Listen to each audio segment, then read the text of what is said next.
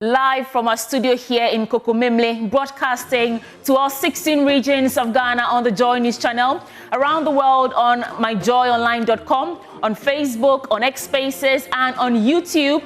My name is Sweetie Abochi, and it's my absolute pleasure to welcome you to the start of a brand new day, of a brand new show on the AM show on Joy News. So let me tell you what's coming to you this morning in this 4-hour packed show as the AM show. Of course, the news, AM news is top of our order, and the AM sports comes right after that on the news belt.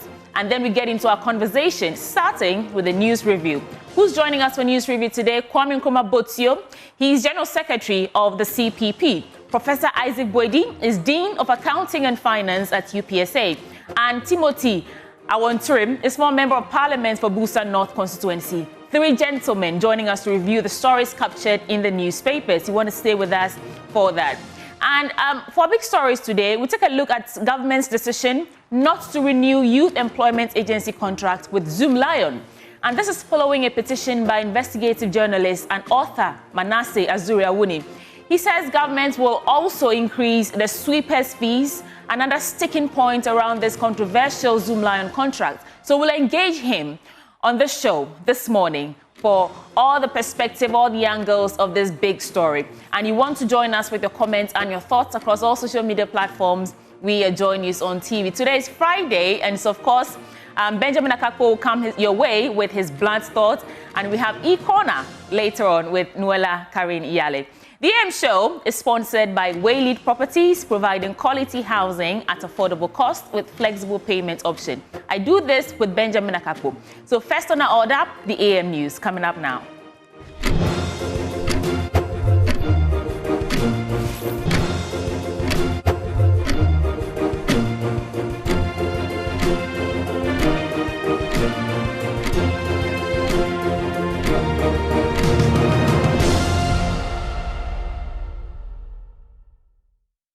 Welcome to the AM News. Details now.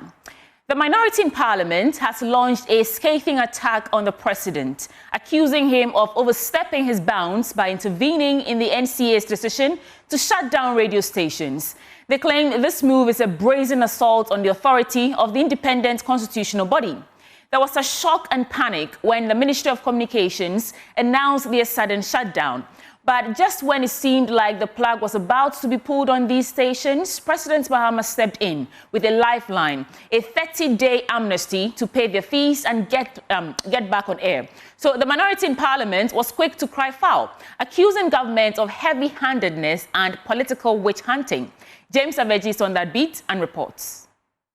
The Minister for Communications, Sam George, and his urgent statement on the floor of the House ruled out any form of political witch hunt in the closure of the 62 radio stations. According to him, these radio stations have engaged in varied infractions ranging from operating without licenses and some operating with expired licenses. Group 1, 28 FM radio stations who are currently operating with expired authorizations.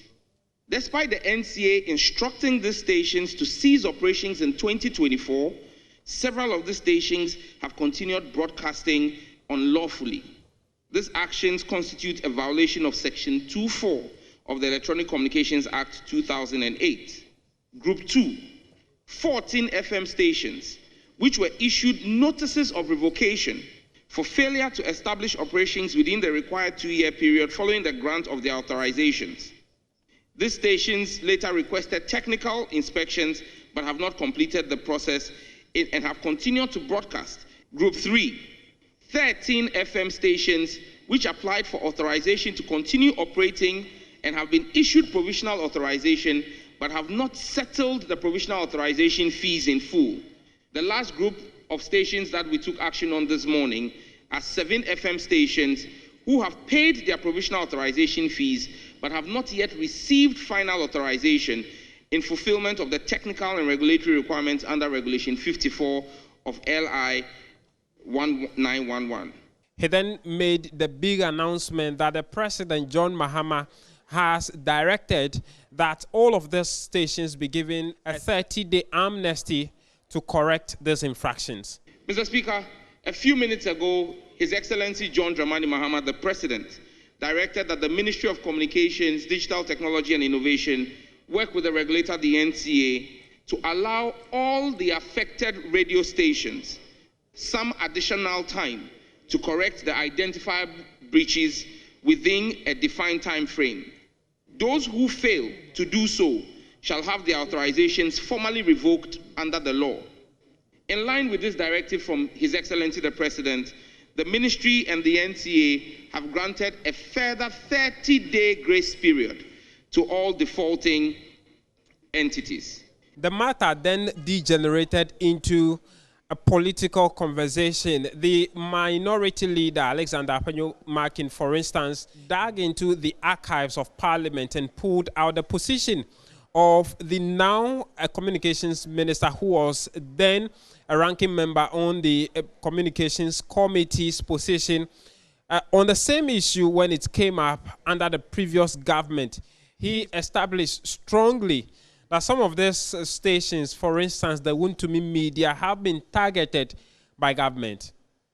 Mr. President, clemency is a belated thing. It's because of the public backlash. I would want the NCA and the ministry to be strongly guided by Article 296 of the 1992 Constitution. If yesterday we were allowed on the rooftops that it is not good to suspend or shut down, then today let us maintain the same principle and say that we would rather have an administrative engagement. Why should Asase Radio be denied the opportunity to broadcast? Why? Why will Wontumi be denied opportunity? Why is Wontumi suffering? Why is Wontumi suffering? Why is Wontumi suffering? What has Wontumi done? What at all has Wontumi done? And as for His Excellency the President, I'm surprised that you will say that he is being magnanimous because of public backlash. When did the suspensions take place? And when did that public backlash occur that I sitting here haven't heard? When did that public backlash occur? The suspension occurred at what time of the day? At 10 a.m. this morning. And the clemency came at 12, within 2 hours. Who could have exercised such public backlash that His Excellency the President will be magnanimous to the extent that he is being? The Communications Minister, Sam George, has urged all these radio stations to take advantage of the 30-day amnesty to correct the infractions to prevent a total shutdown after the expiration of the ultimatum. From Parliament House here in Accra, I am James Savage for Joy News. Away from Parliament, a teenage candidate sitting for this year's Basic Education Certificate examination has made a determined return to continue writing her papers a day after delivering a baby at the Asienua Presby School Exam Center in the Ashanti region. Joy News' Irabna Kwe tells us the story and brings us more details. The girl, who had reportedly been out of school for weeks due to her pregnancy, was convinced by her head teacher to take part in the exams. But during the ICT paper on Monday, she asked to be excused to use the washroom. It was there that she went into labor. A policewoman escorting her quickly raised the alarm. She got support from community members who helped her deliver safely in one of the offices at the exam center. If you run on the banana, na anything run, you so by be crass or betro. She's my landlord's daughter. We saw her coming to write the exam. We saw her again use the washroom and she couldn't walk when she came out. I realized she was in labor. I rushed there and it was true. The baby's head was coming, so we assisted.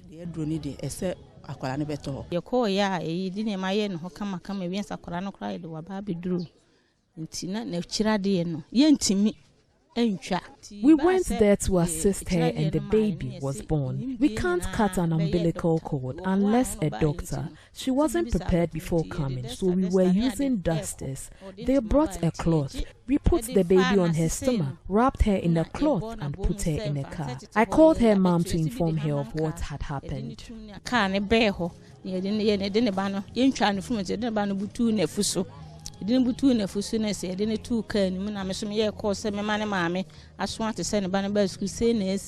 head pastor in charge of Asanua Presby Church, Reverend Kennedy Opoku, intervened and rushed the girl to a private hospital due to the absence of health workers in government hospitals. I thought it expedient to send her to the hospital instead of letting those who are around to come to her aid. Since nurses are on strike, so we thought it wise to go straight to the private hospital so that they will attend to her. On arrival, they just came to the car and then they helped her out. Despite the ordeal, the young mother returned Tuesday morning to continue with the rest of her papers. School authorities, prioritizing her safety and dignity as a minor, denied any media interaction. Answering to the question as to whether provisions are made in cases of similar situation, the Deputy PRO for the Ghana Education Service, Elizabeth Mafu, who has served in the Mamponten district for over 15 years, said, for the time I've been working as an officer in the GS, no. This is my first time of observing such thing. Yesterday, we thought today she couldn't make it to the exam, but fortunately, today he is here to write the exams. Officials say the teenage mother is in stable condition and arrangements are being made to ensure her comfort and safety throughout the remaining days of the examination. Reporting for Joy News, Erabna Akwe Kumase. Well, today is day 3 of the examination. Of course, you want to stay with us because we'll bring you details of that. Now, in other stories, the Dobil Health Center, established 15 years ago as a community-based health planning service, CHIPS compound, is now in dire need of support. In response to the crisis, the people of Dobili, led by the chief of the area, Na Abdullahi Osman, are mobilizing monetary and material support to construct a maternity ward and other essential facilities. Joy News' Upper West Regional Correspondent, Rafiq Salam, reports from Wa. Dobili, one of the 12 recognized traditional suburbs in the Wa municipality. It is home to the once famous Achampong quarters and overlooks the Wa airport. It has a population of 24,952 people. A community-based health planning and services CHIPS compound was established in the area in 2007. 6 years later, it was upgraded to the status of a health center. Despite its elevation, very little change regarding its infrastructure. It has now been overstretched to its elastic limit owing to the growing population of the area. Adebra Michael, a physician assistant and in charge of the Double Health Center, conducted me around the facility. So the table here is where we take our vital signs. I'm talking about the BP, the weight, the temperature, and whatnot. This is where we take them. Once that is established, whether the person is coming for ANC services or OPD services is determined from here. So if the fellow is coming for ANC services, PNC, then the fellow comes to this particular place. This is the ANC plus family planning unit. And so this is where the midwives do the consultation. This is where they do their palpation for ANC services for the department. Now you can see that the room is not enough because this place originally is a CHIP compound. And so we don't even have nurses station. We don't have where the nurses will have to sit and where the clients will have to sit. So all of them is happening in this place because of lack of space. The lying-in ward, which also serves as the maternity ward, is for both sexes. Simple put, there is no respect for privacy here as all patients are crammed in here. For lack of space, this is where we detain our newly born mothers as well as OPD emergencies that needs to be detained before referring to other higher facilities. And so we do not have any other place. So we have both male and female clients as well as new mothers who are just put into bed all here.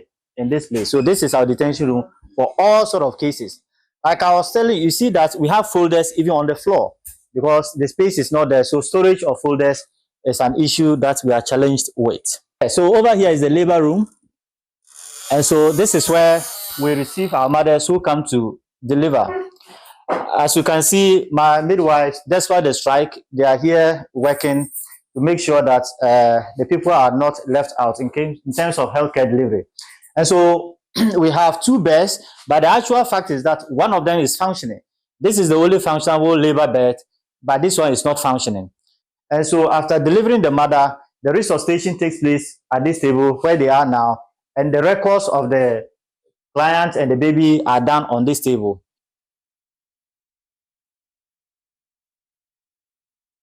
Some civil society organizations are calling for reforms in national policies to include family planning and safe-sex education, arguing that abstinence-only education is failing to reduce adolescent pregnancies. They cite restrictive laws, low funding, and gaps in reproductive health education as major obstacles to tackling teenage pregnancies and child marriages in Ghana.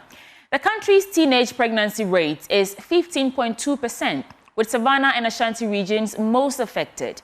And Emmanuel Bright-Kweku attended a regional workshop on sexual reproductive health rights in Ghana and filed this report. Teenage pregnancy continues to be on the rise in Ghana. From a national average of 14.2% in 2014, the 2022 Demographic and Health Survey reports a 1% increase in nearly a decade. The Savannah, Ashanti and Northeast regions top the list of teenage pregnancy rates, recording 26% and 24% respectively. The worrying trend has been attributed to failed strategies, including the Ghana Education Service sole policy on preaching abstinence. At the Ashanti Regional Workshop on Sexual Reproductive Health Rights in Ghana, stakeholders noted strategies adopted to tame the growing menace are failing to yield the needed results. Henrietta Ketwe-Atta is the Advocacy and Youth Coordinator at Mary Stopes International. There is a fuss about when young people receive information about their reproductive health, they become promiscuous, but there is age-appropriate information. There are young girls who are abused and can't even talk to their parents about it because of fear, or because the other person is threatening them, or because they don't even know that it's an abuse and they have to even speak about it. Okay, so the government should be concerned about some of these issues. Teaching young people about their reproductive health is not telling them to go and have sex. Ghana reaffirmed its dedication to improving sexual reproductive health through contraceptive access and utilization under the 2030 Family Planning Commitment. Ashanti Regional Head of the Gender Department, Amanyanta Boateng, is advocating for reforms in sexual education policy in schools. The issue of still giving them the talks, the issue of still sensitizing them will be the prime thing you have to do. Even before, when it gets to that extreme, you think of giving out a family planning service. The growing menace is a potential bane to Ghana's socio-economic growth and national development. Population policy analyst at Development Advocacy Initiative Africa, Dr. Govt Bona Nkansa, wants frantic efforts to clamp down on the canker. Currently, our median age as a country is 20.9. So we are significantly outside the belt of development, accelerated development. It's not therefore enough to keep all the focus on job creation. It's fantastic, but pay attention to family planning.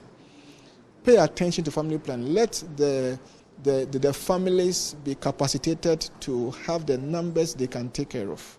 For Joy News, my name is Emmanuel Bright-Kweku.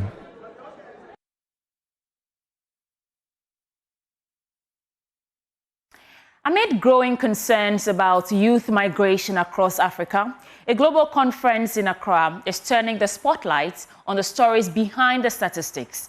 The African Child and Youth Migration Conference is calling on government to stem the movement of young people in search of better opportunities abroad. Joy News' Valentina Semenyo was at the event and filed this report.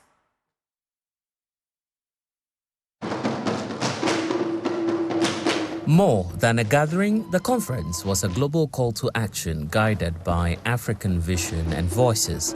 It provided a platform to share stories of resilience and hope, underscoring the need for data-driven, compassionate policies reflecting the realities for young migrants. Former government statistician and chair of the Ghana Statistical Service, Dr. Grace Bediako, appealed to government to focus on children and youth on the move to raise awareness and strengthen data systems for lasting solutions.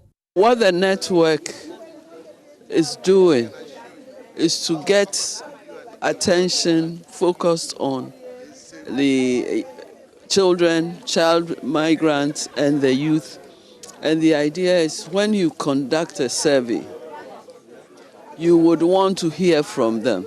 So the issue of the network is to direct attention not only of statisticians, researchers, policymakers, development practitioners, to focus on child migrants, because as the UN SDGs indicate, all indicators should really be disaggregated to the extent possible by sex, age, migrant status, which is key, because once you change your usual residence, there is some settling to do. Your normal routines may change, and that may affect your own life and livelihood. From the University of Calgary, Dr. Alicius Maduforo noted that research must go beyond awareness. It must trigger meaningful policy change. There is lack of empirical data in relation to children and youth, and data that could inform a policy that can actually make impact in our society. So one of the aim of the African Child and Youth Migration Network is actually to generate this data as well as present it in a way that the policymakers can make use of it to make impact in our countries in Africa. So we need to harmonize this to be able to compare our data as well as present it in a way that it will inform policy as well as programs that are being done in these various countries.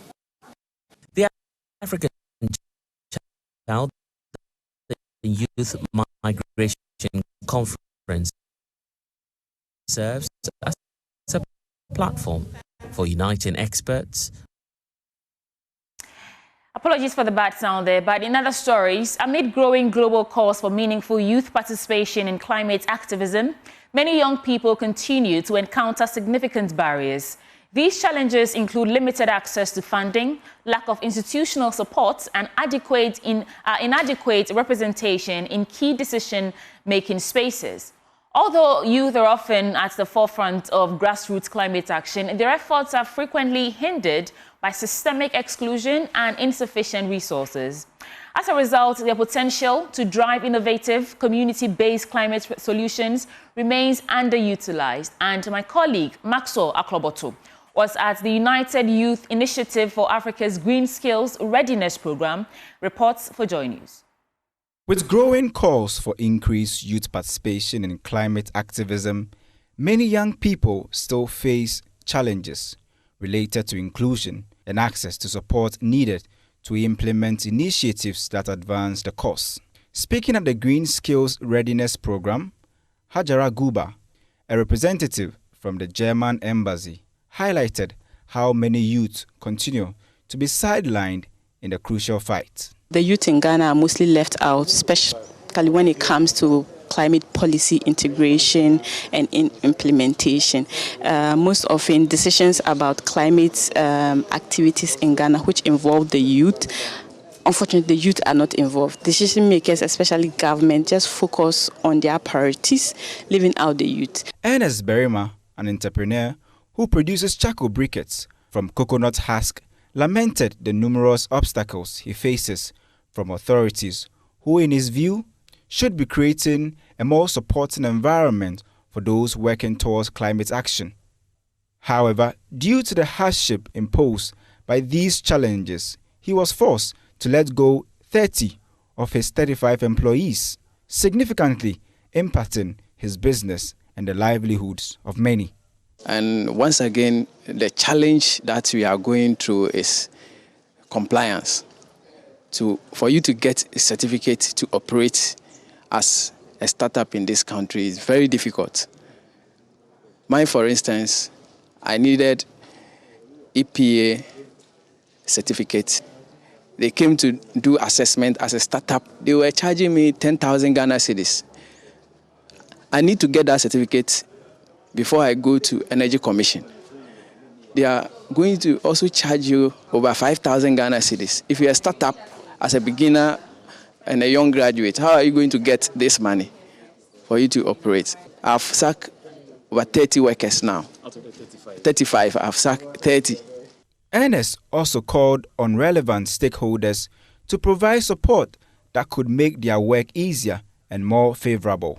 We urge the government and then these regulatory bodies to help us, we the startups. The youths remain helpful for greater inclusion in climate activism in the days ahead. Maxwell Aklobeto's report for Joy News. Obio Business Update is next with Benjamin Akapu. It's a pleasure to serve you your business updates, and we start off with our currency market for today.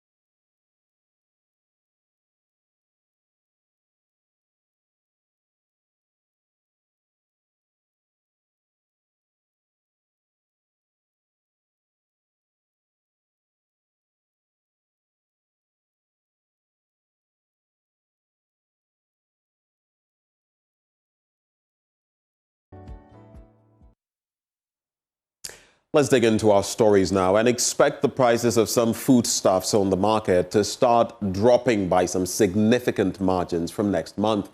This is the strong performance on the back of the strong performance and pickup in production for the agric sector, which will start impacting the market. Now, the sector, for the first time in a long time, posted the highest growth rate of 6.6%. This is the highest posted by any of the sectors for the first 3 months of this year. Edward Kariwe is former General Secretary of the General Agricultural Workers Union. Well, it takes time for major sectors like this, when they begin to recover, to bring about the effect that will go with it. You know, it's like when you plant, you know, you increase your production. You cannot immediately benefit from the output, but it will be realized in the future. So the impact on prices would soon come. But around this time, June, July, you will now begin to see prices will come down. Among you, prices of foodstuffs is not only mainly about fiscal production. It also has to do with other linkages, which people would link it to the dollar, city-dollar relationship, and so on. Now that all those factors are being aligned, then certainly, if you go to the marketplace, prices will begin to come down.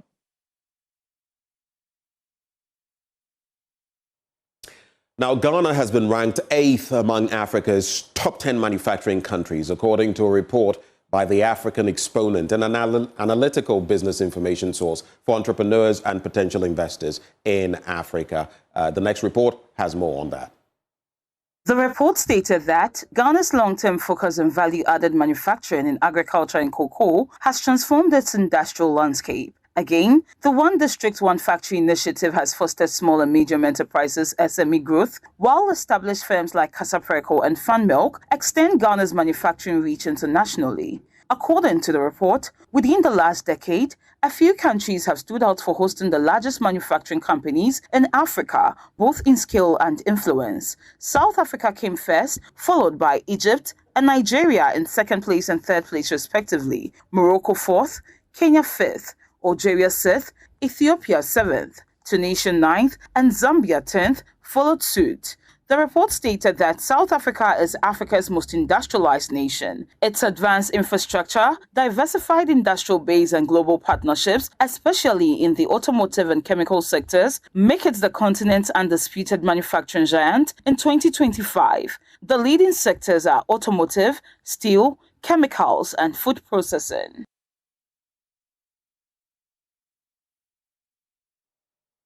Let's take a deep dive into the commodities exchange now.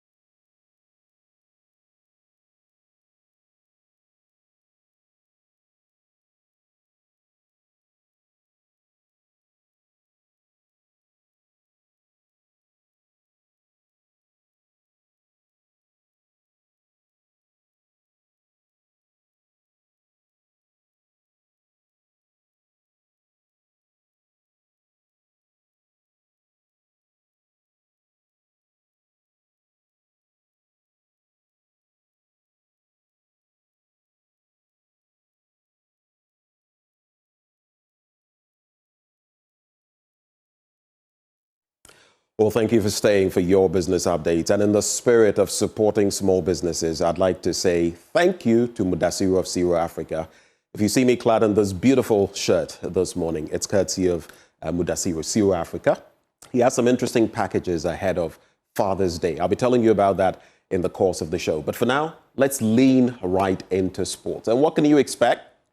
We're bringing you an exclusive conversation in respect of Ghana's rising black stars forward, Christopher Baah. You want to stick and stay? We'll be back with that.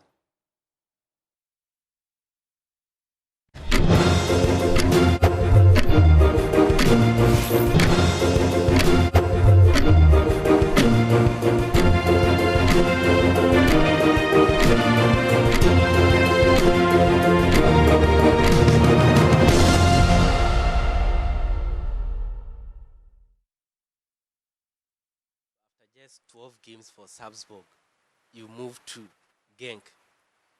So that meteoric rise, how was that experience like? Just 12 games for Salzburg and a team like Genk are coming for you? Yeah, I think it was not only Genk, it was Brighton and a lot of Leipzig, a lot of teams, but I was just like focusing on Salzburg and it was too early for me, but as I said, everything happens for a reason, so I just took the decision and I moved to Genk to start a new journey over there. So now let's talk about the experience at Genk. Last season, you played about 34 games. This season, 35. So progress in terms of your goal contributions and stuff like that. Last season, you scored just 1 goal. And this season, you scored 3 and provided 3 assists. So that's improvement. How is that? How are you adapting to life at Genk? Yeah, I think it's difficult over there to live alone without your family, as a young player.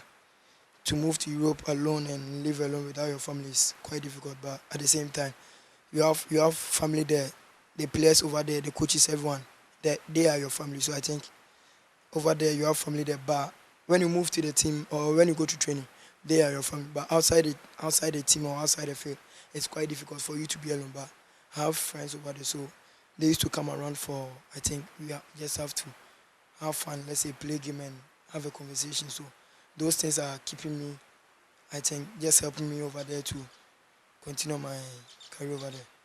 So how would you assess your current season? Yeah, I think this season was good for me because I had a good season because I played all the games, so I think it was a good season for me. I really had a good season, but I just have a little things I have to improve on, especially my goals, and I think things will get better. So one of the coaches or is it staff at your team Genk that they called you or described you as something special? So it means that the expectations are building. How do you temper these expectations and make sure that it doesn't get to your head and you grow at your own pace? Yes, as a young footballer, when you hear your name like going all over around, you just have to keep your head up and just trust the process. You just have to be arrogant, or you don't just have to like think, oh, nah, I'm done now, I'm there now. You're not. You just have to be patient and keep on doing what you were doing, like for them to say, nah, you have the talent. You just have to keep on going, train. You just have to be serious at your training and do extra and just be hungry for more all the time. So, per my checks, you've not had any experience with any of the youth national teams, and you just jumped straight to the Black Stars. How did you receive that call up? Yeah, I think at training, I think Automotive came to our training to watch our training. So I think we just spoke, but I didn't know how I had a call up. So after training, I think I went home. So the next day, when I woke up, I just saw a lot of messages on my phone. When I went this, I saw the squad and I was like, there's something huge for me to represent my country. So I think the call-up came when he came there and had a conversation with me. So did that come as a surprise to you, or it was something you were expecting? Yeah, I would say I was expecting this. No, I would just say like it came as a surprise because I was just focusing on my league. So I think it just came as a surprise. So when you got to the team, how was the reception like? Yeah, it was good because all the players are like, all of them are friendly. Everyone, even the seniors, everyone, they are just friendly. They open up. They open up to each and every young player over there. Just come, they have a conversation with you. They teach you what you want to know. Like they help you in terms of like the games or training or representing your country, because it's something big to represent your country.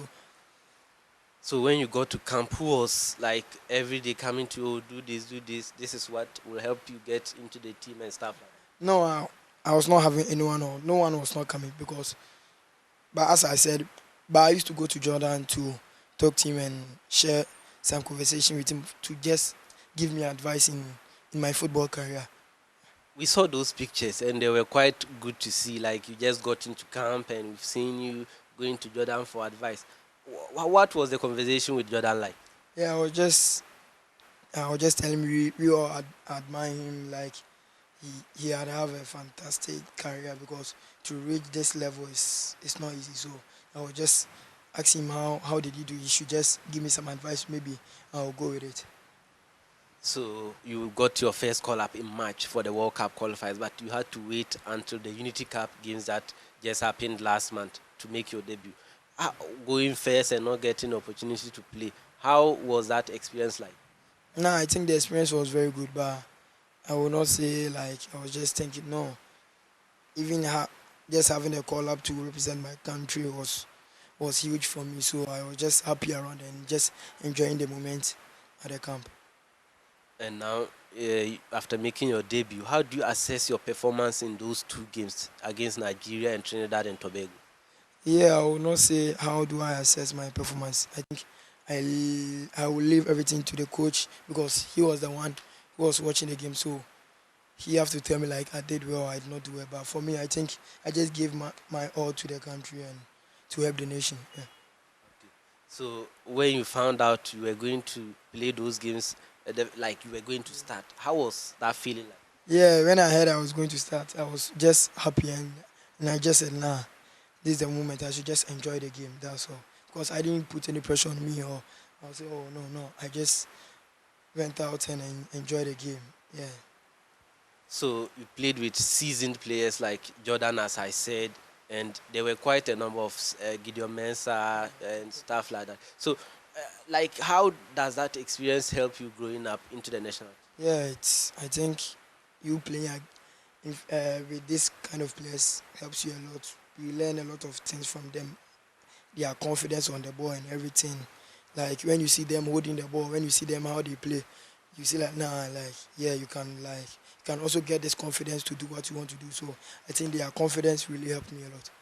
So despite not scoring in those goals and those games, you got a lot of praise from a lot of people. So how does hearing those praises and things feel like? No, for me, I don't put my mind there, or I I don't focus on those things. As I said, I think I had my debut, so I just have to focus on my performance. Me going back to my club to focus on or like the weak things I need to improve. So I think I just have to focus on my career and work on the things I need to do, especially my finishing. But outside the noise, no, I don't put my mind over there. I don't go with them. So I just focus on my career. You were not part of the group that failed to qualify for the AFCON, but now a lot of people are mentioning your name as one of the essential players that will be helpful in Ghana qualifying for the 2026 World Cup. How motivated are you to help the team do that? Yeah, I think for me, I will not say like, as I said, I will not put any pressure on me because I'm still young and I need to focus on my career. But I'm sure we are 100% confident that we are going to qualify for the World Cup. So we just have to do what we used to do and give all to the nation and help each other. Yeah. What will it mean to you to help Ghana qualify for the World Cup? Yeah, I think not for only me, for my family and all, for the nation, everyone, because Ghana qualifying to the World Cup is something big for the nation. Not only us, but every country. When you hear or when you see like you are in the World Cup, is something big for everyone. So I think it will mean a lot for us. How you play, you've been compared to a player like Christian Achu, like your performance dribbling. How are you looking to model your game around these players?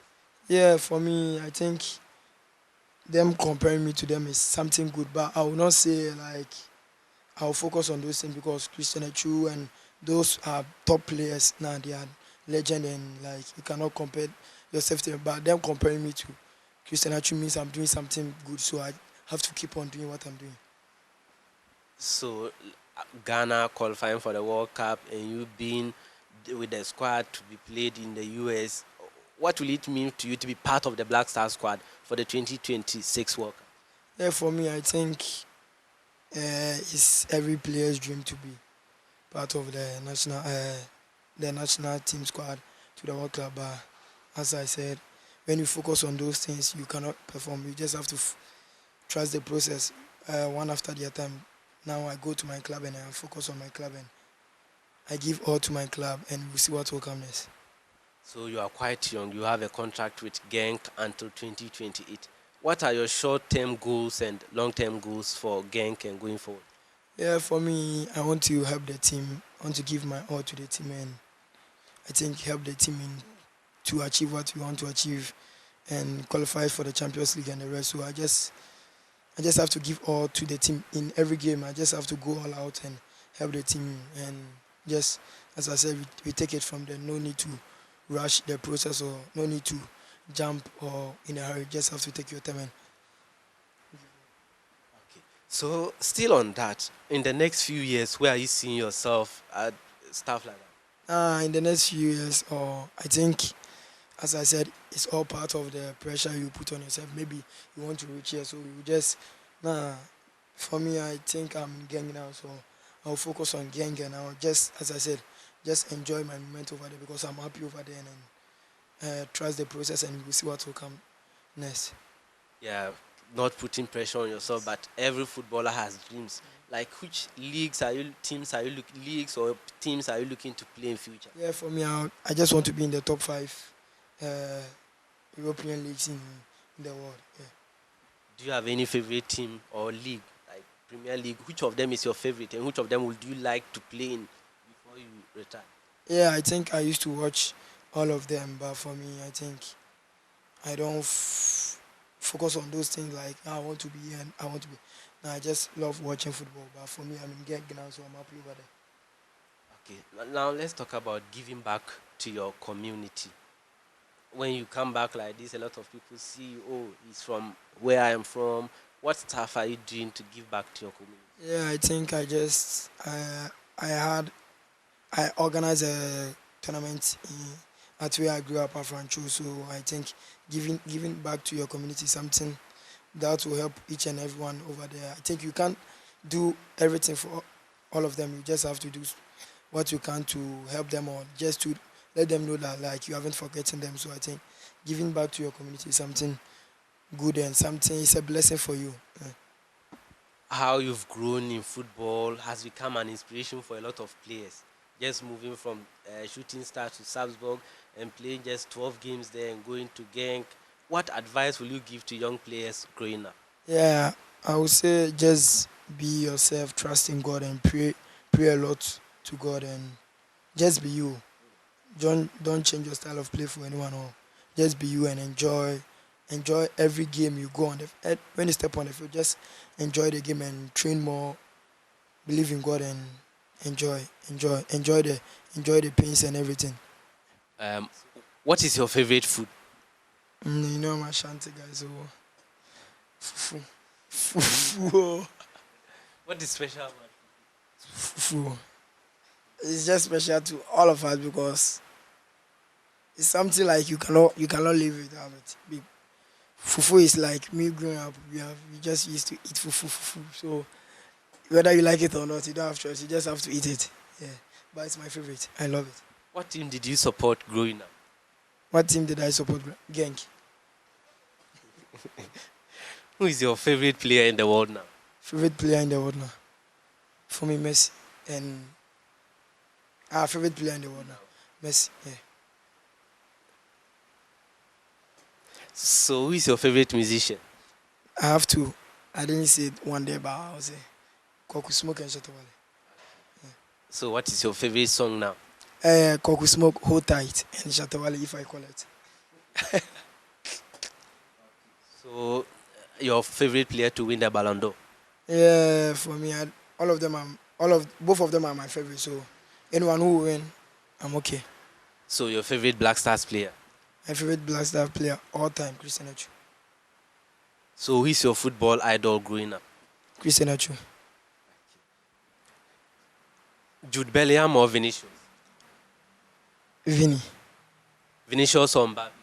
Mbappe. Mbappe or Dembele? Mbappe. Mbappe or Rafinha? Mbappe. Mbappe or Salah?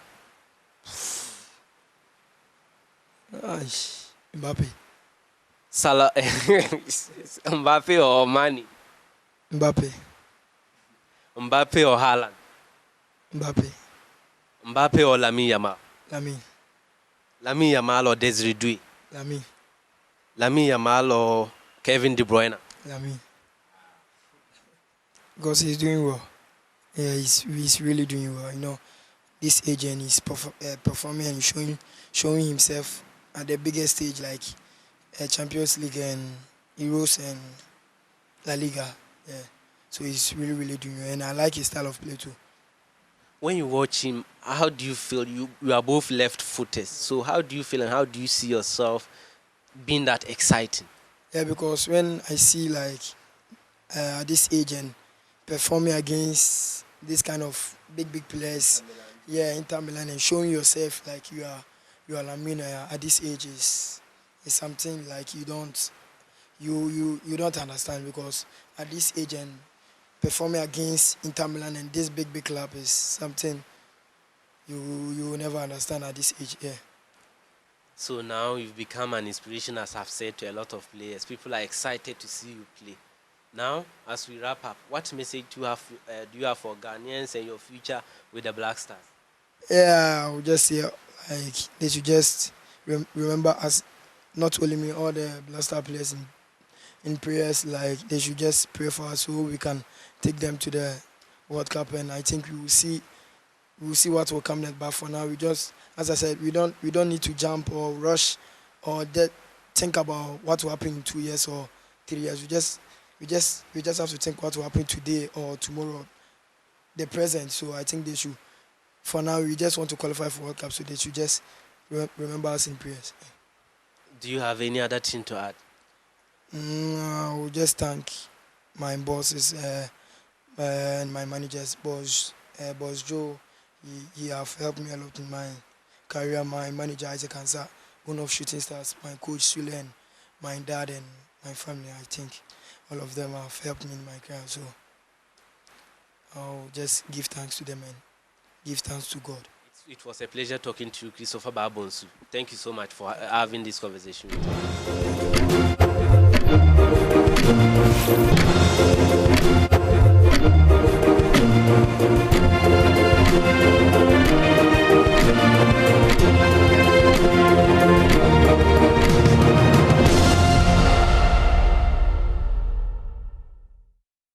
So the Secretary General of the African Continental Free Trade Area, His Excellency Wam Kilemene, at the event has been speaking on how the Secretariat intends to, provide its own accurate data. He's also been touching on the fact that, the Secretariat is planning to help sub-Saharan countries also move away from exporting primary commodities in its raw state.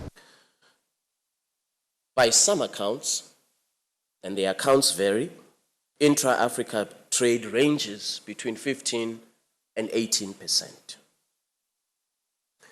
Of course, I have a different view because I believe that the true scale of Africa's internal trade is significantly higher than the 15% to 18% range, given the prevalence of informal cross-border trade, and of course, the contribution of smallholder farmers and small medium enterprises, which is not captured in the data that we compute.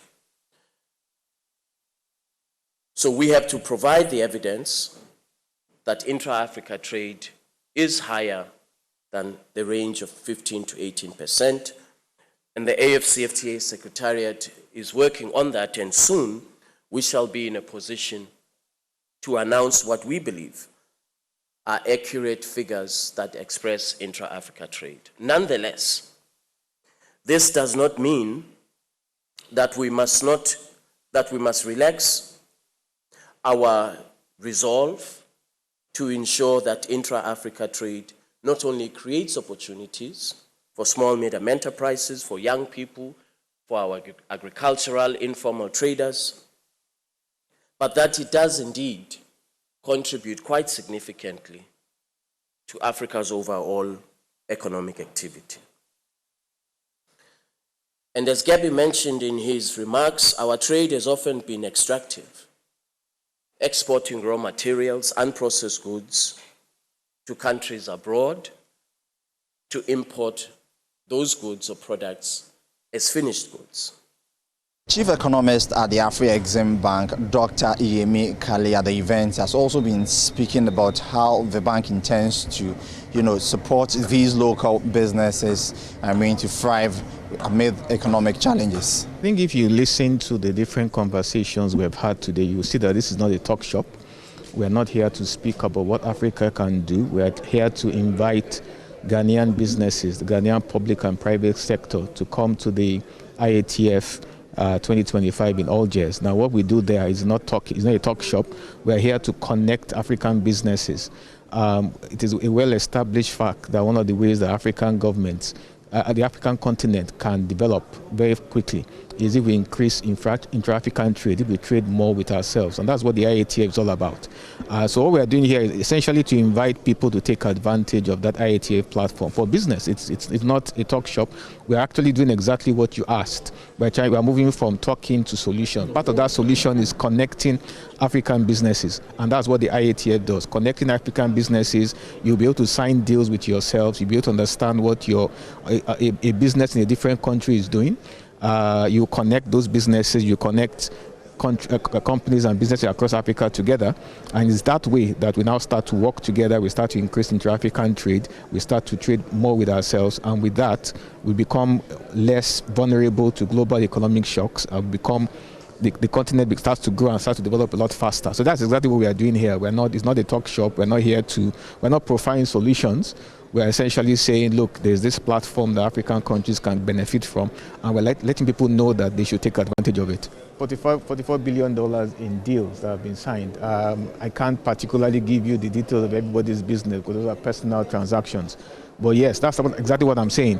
When you have different African businesses come together, you will see a partner business that maybe supplies what you need from maybe a Ghanaian will see a business in maybe Kenya, a Ghanaian business they can partner with. In that process, they will meet, they will realize, oh, you know what, I currently import X dollars of raw materials from Europe. I didn't realize that this can be this is produced in Nairobi. So they partner with them and they start working together rather than trading with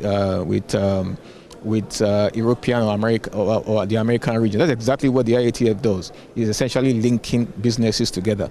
If I don't know that my African brother or business in South Africa can produce what I need that I'm already getting in Asia. Right, so the Chief Executive Officer of the Ghana Export Promotion Authority, Francis Kwarteng, has also reaffirmed its commitment to supporting the African continental area and also other key stakeholder within the export space to support businesses, export to other parts of the continent. I affirm Ghana Export Promotion Authority's avowed commitment to the goals of the African Union and the Agenda 2063, which requires our collective action. Ghana Export Promotion Authority, which I head, is working assiduously to push the AfCFTA agenda through actions that promote Ghana's trade with African countries. Honorable Minister, distinguished delegates, Ghana's journey at the Intra-African Trade Fair has been one of excellence and verifiable impact. Since its inception in Cairo, Egypt in December 2018, the IATF has been a powerful platform for African countries to showcase products, forge partnerships, and unlock new markets. Ghana has been a proud participant from the very first edition under the auspices of the Ministry of Trade, Agribusiness and Industry, with strong support from the Ghana Export Promotion Authority. The inaugural IATF in 2018, Ghana made a strong debut, setting the stage for a consistent and strategic approach to promoting intra-African trade and reaping the benefits thereof. Unfortunately, the COVID pandemic disrupted our participation in the 2020 edition. However, in 2021, GEPA mobilized over 60 Ghanaian companies across key sectors, including agro-processing, textiles and garments, industry, technology and crafts, ensuring Ghana's visibility at the event as well as the IATF virtual. Wamkelemene has also been speaking on how the Secretariat intends to support small and medium enterprises by collaborating with other key stakeholders within the sub-region. The partnership with AfCFTA Bank that the AfCFTA Secretariat has goes beyond a strategic collaboration. It is a partnership of a shared vision, shared objectives of economic integration, reducing the cost of trade on our continent, and enabling opportunities, particularly for small medium enterprises, to take advantage of this market of 1.4 billion people. In that regard, the AfCFTA Secretariat is not just a collaborator with AfCFTA Bank and the African Union. We believe that the AfCFTA is a co-convener of the AfCFTA marketplace in the form of the IATF. The IATF roadshow, which is slated for September this year, is a roadshow that intends to deepen the intra-African trade among African countries. For Joy Business, James Ishen.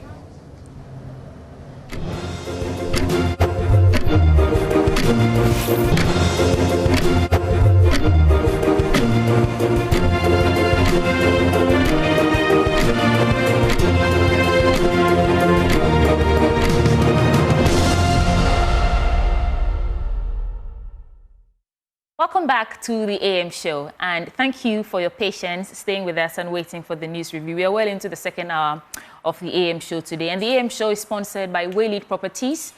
And I'll introduce my guest right after asking you if you're thinking of a rewarding investment that you can engage in. Because Waylead Company Limited is your preferred choice for such investment. Waylead Company Limited is a real estate company with several developments to its credit in Accra. And you want to invest in our newest development, Willow Lane, where elegance meets tranquility. We provide quality housing at affordable costs with flexible payment options, in addition to 24-hour security, reliable power supply, and other social amenities to make your stay a memorable one. This is the number to call if you want more information, 0240-111-119 or 0504-499-999. You can also visit our website at www.waylead.org. So it's been a newsy week, and the papers here have captured so many stories. Those of our guests who join us to review these stories today, we have former Member of Parliament for Busa North constituency, Timothy Awontrim, and we have Kwame Nkrumah Botsio. He is General Secretary of the CPP, and of course, Professor Isaac Boedi. He's Dean of Accounting and Finance at UPSA. Today, I'm not going to say who came first or not. Let's just get right into the papers. Prof doesn't want to laugh. So, no. Today, no roll call. Let me get your quick thoughts for us this morning before we dive into the papers. I'll start with you, Osajifo Kwame Nkrumah. Thank you. Thank you, Sweetie. And good morning to your cherished viewers and listeners. And nice outfits. I see you're commiserating with the Indians. Thank you very much. Well, top of my mind is yesterday, the Convention People's Party turned 76 years old. Oh, congratulations. Thank you. And we would want to thank Ghanaians for keeping this country together. It's not been an easy journey from 12th of June 1949 up to today. I want to single out the current living presidents and ex-presidents, President Kufuor, President Akufo-Addo, and President John Dramani Mahama. They've all done their bit to keep the country together. Governance is not easy.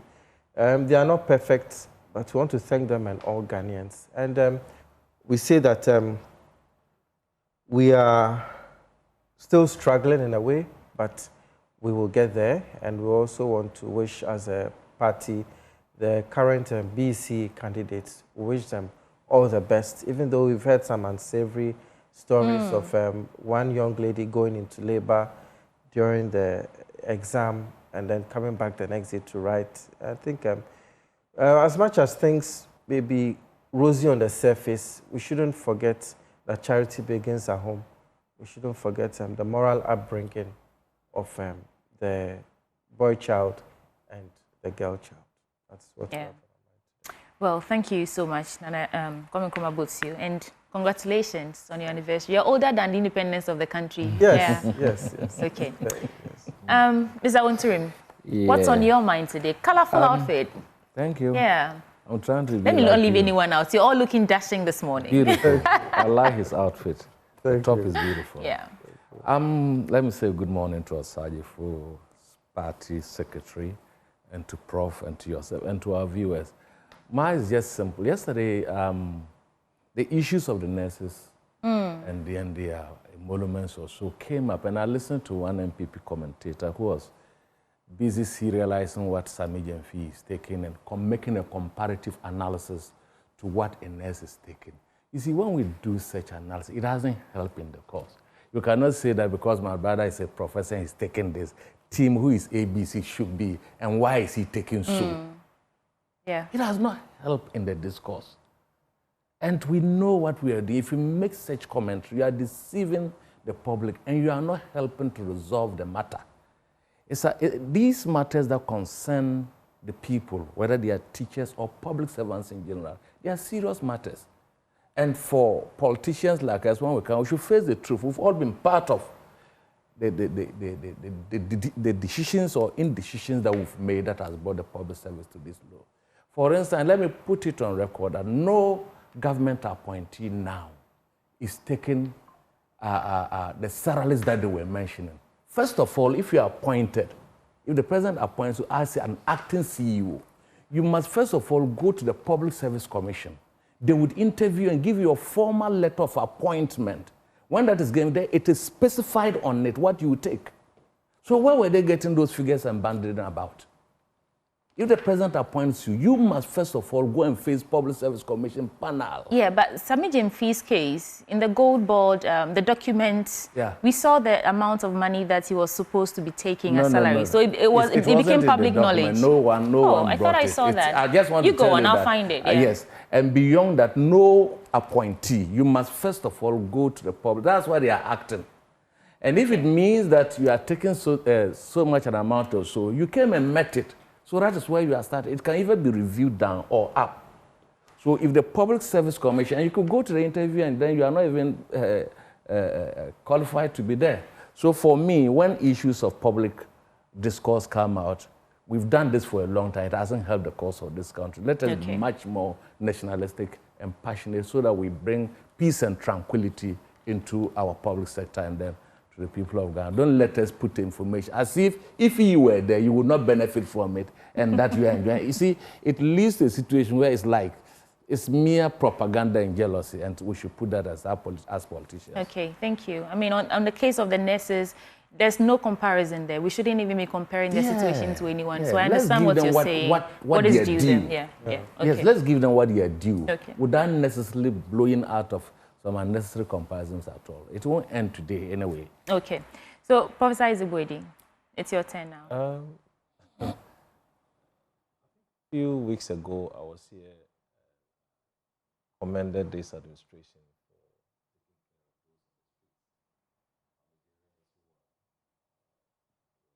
for taking, I think some of them were picked back to their homes. Yes. Gradually, they are coming back. I'm sure you have seen that. Gradually, they are coming back. Not just the, let me add one more to you. The decongestion that was done in Accra, I saw that place. I don't know, was it even worth it at this point? Everybody's coming back. Yeah, I don't know. We want to beg this administration. I was here, I commended this administration for taking the time, that boldness to kick these individuals out of this country. They are coming back again, and it demands that authorities should be aware of what is happening, because our streets are a lot of people on the streets, and the roads are made for cars, not for human beings, and we should be clear with this. The last thing is to congratulate your good friend Ben for his appointment. You know, I think they are doing wonders here in your outfit. You are doing great. How many people are gone? Wait, is it public knowledge already? Okay. Do you know what Prof is talking about? I don't know. I thought it was just in-house. Okay, I mean, go ahead. I mean, I can't stop you. Social media, so I thought maybe it's for public knowledge. Okay. It's good. It's good. Okay, it's good. Let's leave it there. So, I actually want to start with your papers before I get into the Daily Graphic, because there's so many stories. The major ones, when we can pick those like the ongoing OSP versus SML, and we can link that to Ken Ofori-Atta. There's the issue about the NCA versus President Mahama and the minorities' reaction to that, calling it a high-handedness. Let's get those big stories out there in NC. So let me start with you. You have 3 papers. What are the biggest headlines in your papers? The Daily Gist has no third term for Mahama, Professor Prempeh, and 22 busted and 500 million NSS ghost names fraud. Government defense sacking of 18 generals. Amedu punches OSP again. Mahama backtracks on closure of 64 radio stations and stop using fake doctor title. Tanko computer told. I think I would want to touch on the 22 busted. Okay. I've been listening to the Deputy Attorney General, my learned friend, Dr. Justice Remsai. I think he's doing a good job. This NSS issue didn't start today. I remember when I was doing my national service at Jirapa Lambusia district in 2004. Oh, there was a mind Jirapa Dubai. You know, that's sad incident, man. Yes. Go ahead. There was one particular individual that occasionally would be at loggerheads, and I couldn't put my finger on it. Later on, there was a scandal, and it turns out that he had diverted some funds and was into ghost names and all that. There was a plea bargain, and he was made to refund it. This is as far back as 2004, even though his issue came up somewhere in 2007. So this is something that has always happened. But the Deputy Attorney General did something that I thought was very good. He said alleged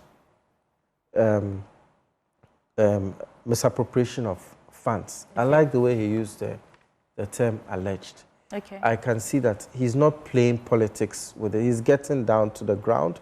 And he also stated that some have offered to refund the money.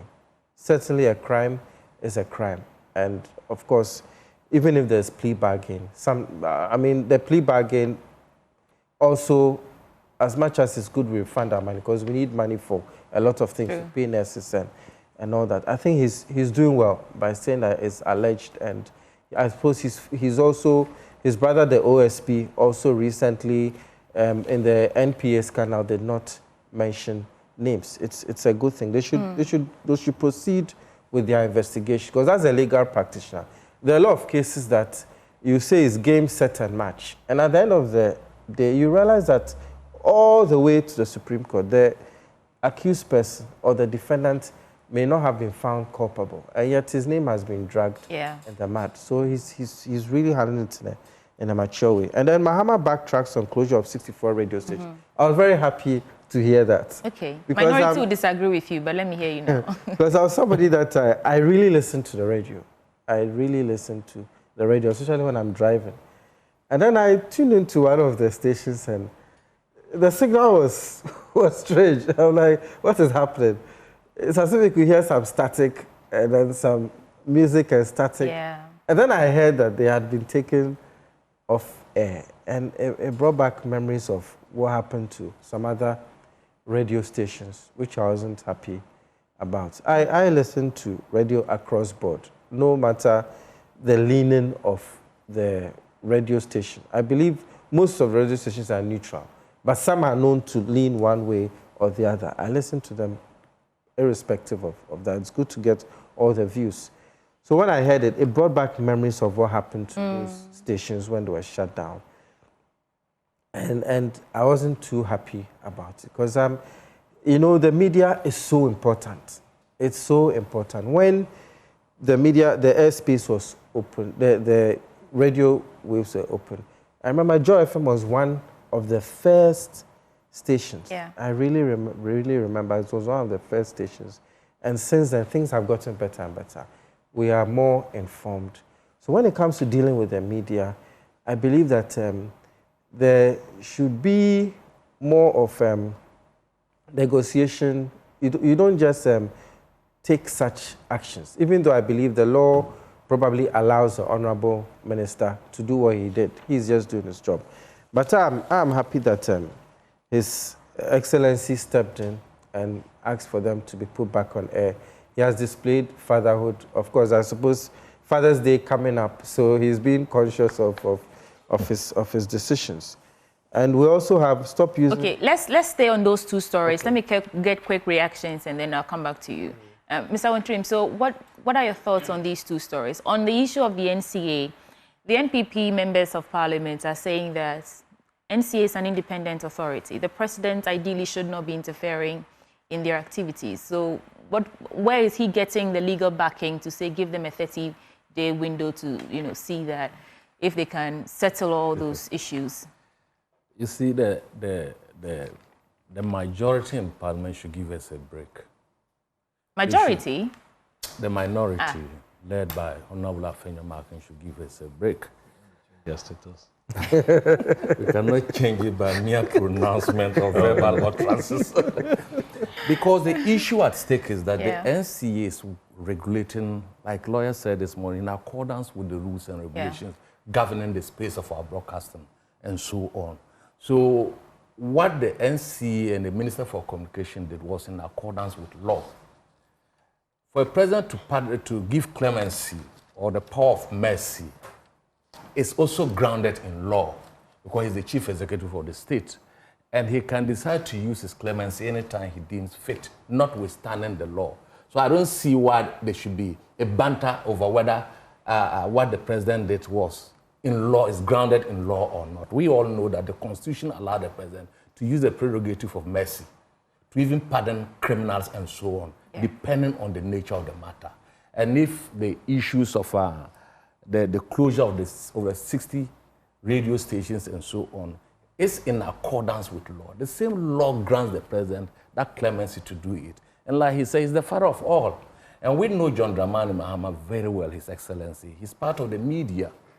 And we've all seen how he treated the media when he was even president and vice president and so on. He's a friend of the media. He's a media personality and so on. And we should always be applauding presidents when they do better.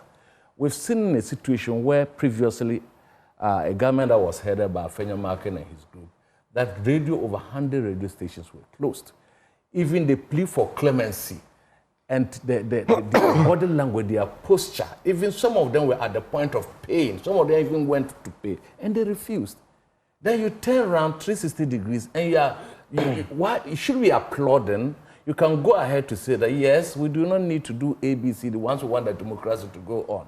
But for me, I think what is done in the law, and those who were not speaking when it was done to their neighbor ought to stop speaking now and then look at good governance. The MPP have no business talking about good governance. Their relationship with the media... No, but we can't have good governance without an active opposition. So I'm saying that they have no business talking about good governance. When they sat and even saw media houses attacked by party hooligans, and they said nothing. As I talk to you, they've boycotted some media stations. And if those media stations are even at their press conferences, they throw their mics away. Sure. How would you do that? And you get, and Afenya Marker hasn't seen all this, and a cameraman just picked his shoes. He said, I swear shoes that he did. And look at the way he attacked the cameraman in Parliament because your shoes were snapped and then put on the media and so on. So for me, I think that we are doing the right thing. When we are not also gagging critical voices and those who make a critique. Because if policies are not criticized, you cannot know where you are going. That is why most policies within this part of the world fails. Because when we tend to gag the people, we tend to silence them, and nothing is going ahead. So for me, the president did well. The NC and the Ministry of Communication did it in accordance with law. Okay. And they should know, a radio station like Asasi Radio, I was surprised they were among them because they couldn't pay or meet the terms that were supposed to renew. And why would that be? I think that it's a lesson to them. I heard Fenya Markin saying that, why would Wontumi be... You said it 4 times. Yes. Okay. Why do you do that? Why do you personalize this thing? We are in this country, we know what Wontumi does, and so on. But that was not what was used to close the radio station down. Remember, all those shenanigans, his talks and so were not part of what was used to close his station. So why would a minority leader wet his salt? Do that, drag and make it look personal. We have to pause here for a second, and then let me speak to Prof now. Prof, what is your stance on this matter? We need to interrogate the issue further. We might not have the time to discuss all the, giving the full details of what happened, but we know 64 closed down. If you segment the in terms of the breakdown, 28 for those who operated with expired authorization, and about 14 of them also didn't have, were given 2 years with authorization, but they failed to set up. I think 7, 12, 13 or so, and 7. So you need to be able to find out the breakdown of what really happened. If you go back to history, I mean, we've had this over the years. And for the first time, I think I've seen the president coming back to rebut or to change a stance of a minister. It is rare sometimes. We don't see this. But let's look at the issue carefully. Some media houses were caught in some procedural delays, others for willful non-compliance. So we take that one out. Then we look at the statement by the president and then the minister and that of NCA. The minister comes out to close 64. Few hours, the president steps in, tells the whole country, please, for such reason, please go back. give a time frame. And let's interrogate the statement of the president. Reasonable time frame for you to go back and make payments. Then we had the minister coming back to give ultimatum. I'm giving you 30 days. Go and do this. A bit worrying. One, in terms of messaging. If you take care of statement of the president, we're trying to balance regulatory enforcement as against freedom of speech. I've been saying that, in fact, media freedom shouldn't depend on the presidential mercy. If the law is clear, enforce it. The law is unjust, reform it. Because on one breath, we see the hand of a president without presidential, clemency. And then the other hand holds like a hammer. So we should find a balanced way of solving some of the problems that we have in our media space. I think... Are you saying that there may be concerns that if the president is being lenient with these media houses, he might be caught in favor in their eyes? Well, they might not be as objective as they ought to be in criticizing the president if he does something that warrants such criticism? Well, when you do that in the public opinion, I think it's more for the optics. Because if you want a statement to come out from a minister, it doesn't start in the day. It goes through a process over a period of time, consideration stages. Sometimes they are sent to cabinet for considerations. So at what point did the minister come out? Say 64 shut down. In a few hours, the president steps in and tells the minister, please allow them, give them a reasonable time frame. But those processes don't fall under the president's, bird's eye view of a sort. It goes to the processes you're talking about. It's in the ministry and the agencies under that ministry. So perhaps they did it as an independent ministry, and then the president saw that this is what had happened, and then he steps in. So that could also be another. There shouldn't be a disconnect. There shouldn't be? Yeah, I don't think so. Okay. There shouldn't be a disconnect because decisions are taken at certain levels. To say 65, 64 should be closed down. It's a media house, strong media house in the country. But when it's good, we have to say it. For the first time, I've not heard any president ordering or telling a minister, please, this one, I won't allow you to go ahead and do it. It's the first I've heard it. But I'm saying that there should be some coordination at that level. And that will help all of us in this. Okay, so you also said that one hand with mercy, the other hand with a hammer. What's the other hand? I just want to get clarity on that. Oh, the clemency. Yeah, you said on one hand, clemency, mercy, and then the other hand... Look at the position of the minister. Hardline. Okay, so it's the same issue. It's the same all right, issue, okay, yes. okay, good. So you said that there was another story. If we can get... Please, let's do this rapid response. That was the National Service. Yes. National Service. Do you have quick comments on that, or should we move on to another story? Oh, the quick comment is that I think that the Attorney General's outfit is doing well with the investigations into this public mess and so on. It should serve as a way moving forward. These people are not being persecuted. They are going through the due process of law. At the end of the day, the state might win, or they may even win their cases. But once they follow due process to ensure that their rights are not stumbled upon, then I think that is good. Let us applaud institutions that has been built to prosecute people who willfully cause financial loss to the state. It will serve as a deterrent for most people, because you wouldn't want to go and spend your life in prison or to be embarrassed. Your picture is flashed not for any good reason, but to be associated with fraud. So for me, it's a good thing. Let's applaud him. We are all in for Ghana for good governance. All right, thank you. So give me one big story from one of your papers, and then I'll move on from you. Okay, so I would talk about 24-hour economy starts July 1st, President Mahama. The 24-hour economy is something that we've all been looking forward to. And I think it's a good thing because the date chosen to is significant. July 1st, which is Republic Day, when Ghana became a republic under the auspices of the CPP and Osajifo.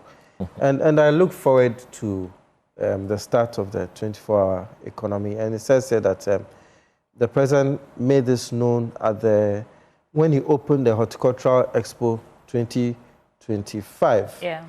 And he spoke of year-round sunshine, fertile soil waters, and hard-working farmers. He also explained that the expo feeds into government's flagship program. He went ahead saying that the 24-hour economy will be operational to provide a framework for continuous production, processing, logistics, and horticulture. It's very important, especially we have the kind of weather that, admittedly, sometimes during the day, it can get so hot that there are certain things you can't really do. Or if you're going to do, you have to keep on the air conditioning in the factories and all that. So if we're going to have 24 hours, then that means that at night, you may be using the lights, but you'll not be relying so much on the air conditioning and other things. Okay. It's a very good policy. Some of us in our student days, we used to go and do jobs here and there abroad, especially in the construction sector. And they used to work 24/7. And it really helps in moving a country forward when you have such policies. And he said, according to him, such policies would allow perishable goods like pineapples, mangoes, and others to move swiftly from the fields to ports and international shelves, which is also very important. Occasionally, you come across landmark court cases. I think there's one case, I've forgotten the title, which was based on how some tubers of yam were not treated well, and an exporter lost a significant amount of money. He had to do with one of the airlines. And some communication issues regarding a foreign country. I think when they got in touch with Ghana, the office had closed and all that. But when you have this 24-hour economy to really help, we can also have call centers. Nowadays, some of the local banks, you call their call centers and you are linked to somebody outside Ghana. We can have our own people in the call centers. There are a lot of youth who are looking for work. They approach us all the time. But when we have this 24-hour economy, they'll also be able to cater for themselves. I mean, it will also help. I think that the government has done well in communicating the importance of the 24-hour economy. And now that they're saying it's set to start July 1st, the question on my mind is, do we have the infrastructure ready to actually handle this? In terms of the review, you're talking about goods. Some of these goods, fresh produce, need to be transported. It's a matter of the road network. Are they in good shape enough that they can be transported at night? Are the streets lit? You know, because if you're operating 24-hour economy and you want to transport fresh yam, pineapple, and whatever, you need to be secure enough to know that you can transport them in the night without any armed robbers attacking you, without not seeing a pothole or a manhole. These days, we see some terrible roads all over the place. So is the infrastructure ready to handle the 24-hour economy that they're saying is starting on the 1st of July? That's the question I believe is on the minds of many people. It's an important point you've raised. Even the Accra-Tema motorway, the street lights, occasionally they work. Other times they are off. Yeah. And we hear that it's thieves who steal the lights at night. Even the batteries. Even the batteries. Yeah. Yesterday we had a caller who called in somewhere. Bonkata Manso, she said it was terrible. When we saw the visuals, it was terrible. Actual manholes in the road. Yeah. You know, it's terrible. We should focus on fixing these roads to enable us actually see the impact of this 24-hour economy. Otherwise, we are just waxing lyrical with no actual. So with this 24-hour economy, we'll actually be forced out of our comfort zone to fix these things. Outside, you have roadworks being done in the night all the time. You have construction being done in the night. So I think it's gradual. We cannot wait for the perfect situation. Let's start now, and we'll build as we go along. Okay. So I'm on you now. Yeah, certainly. A million miles journey starts with the first step. Okay. We might not have all the infrastructure needed to take off, like you rightly put it. But you can also wait for the infrastructure to be ready before you take off. And I've been all the time I've been saying that the 24-hour economy, people must understand the policy very well. It is not unilateral. You can either register and join it, or you refuse to join it. And I've been citing the famous example of the free HSS. If you're in public school, you would enjoy it. If you're in private school, you will not enjoy it. And if you're in private school and want to enjoy the free HSS, you must enroll. So the 24-hour economy is not blanket. If you are doing your business, it can be 24 hours, but it is not the policy that anchors our pledge to do the 24-hour economy. So you can be doing a 24-hour economy, but you are not going to benefit from that policy because the policy gives tax rebates. It gives a reduction in electricity. It is aimed at the export market. You can go on. There are a lot of incentives for those who. For instance, if you are not in free zones, you cannot benefit from those who are in. I want this to be very clear. Now, again, if you look at the 24-hour economy, it was thought through.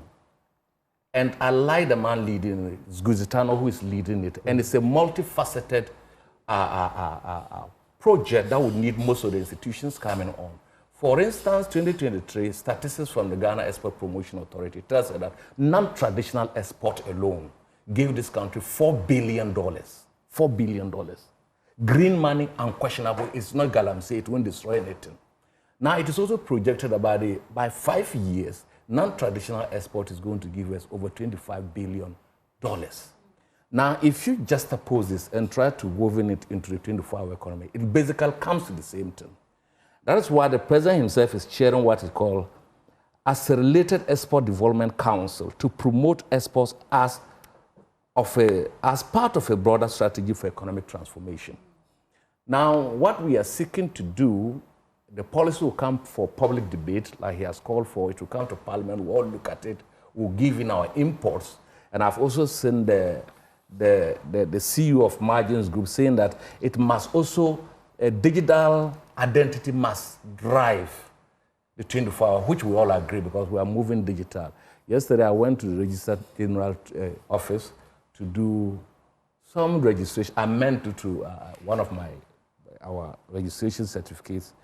And you can't imagine, we got around 2 o'clock. Even payment, Fidelity Bank is the one paying, but they are using the platform of the Registrar General. And the payment was so slow, you could sit there for 4 hours.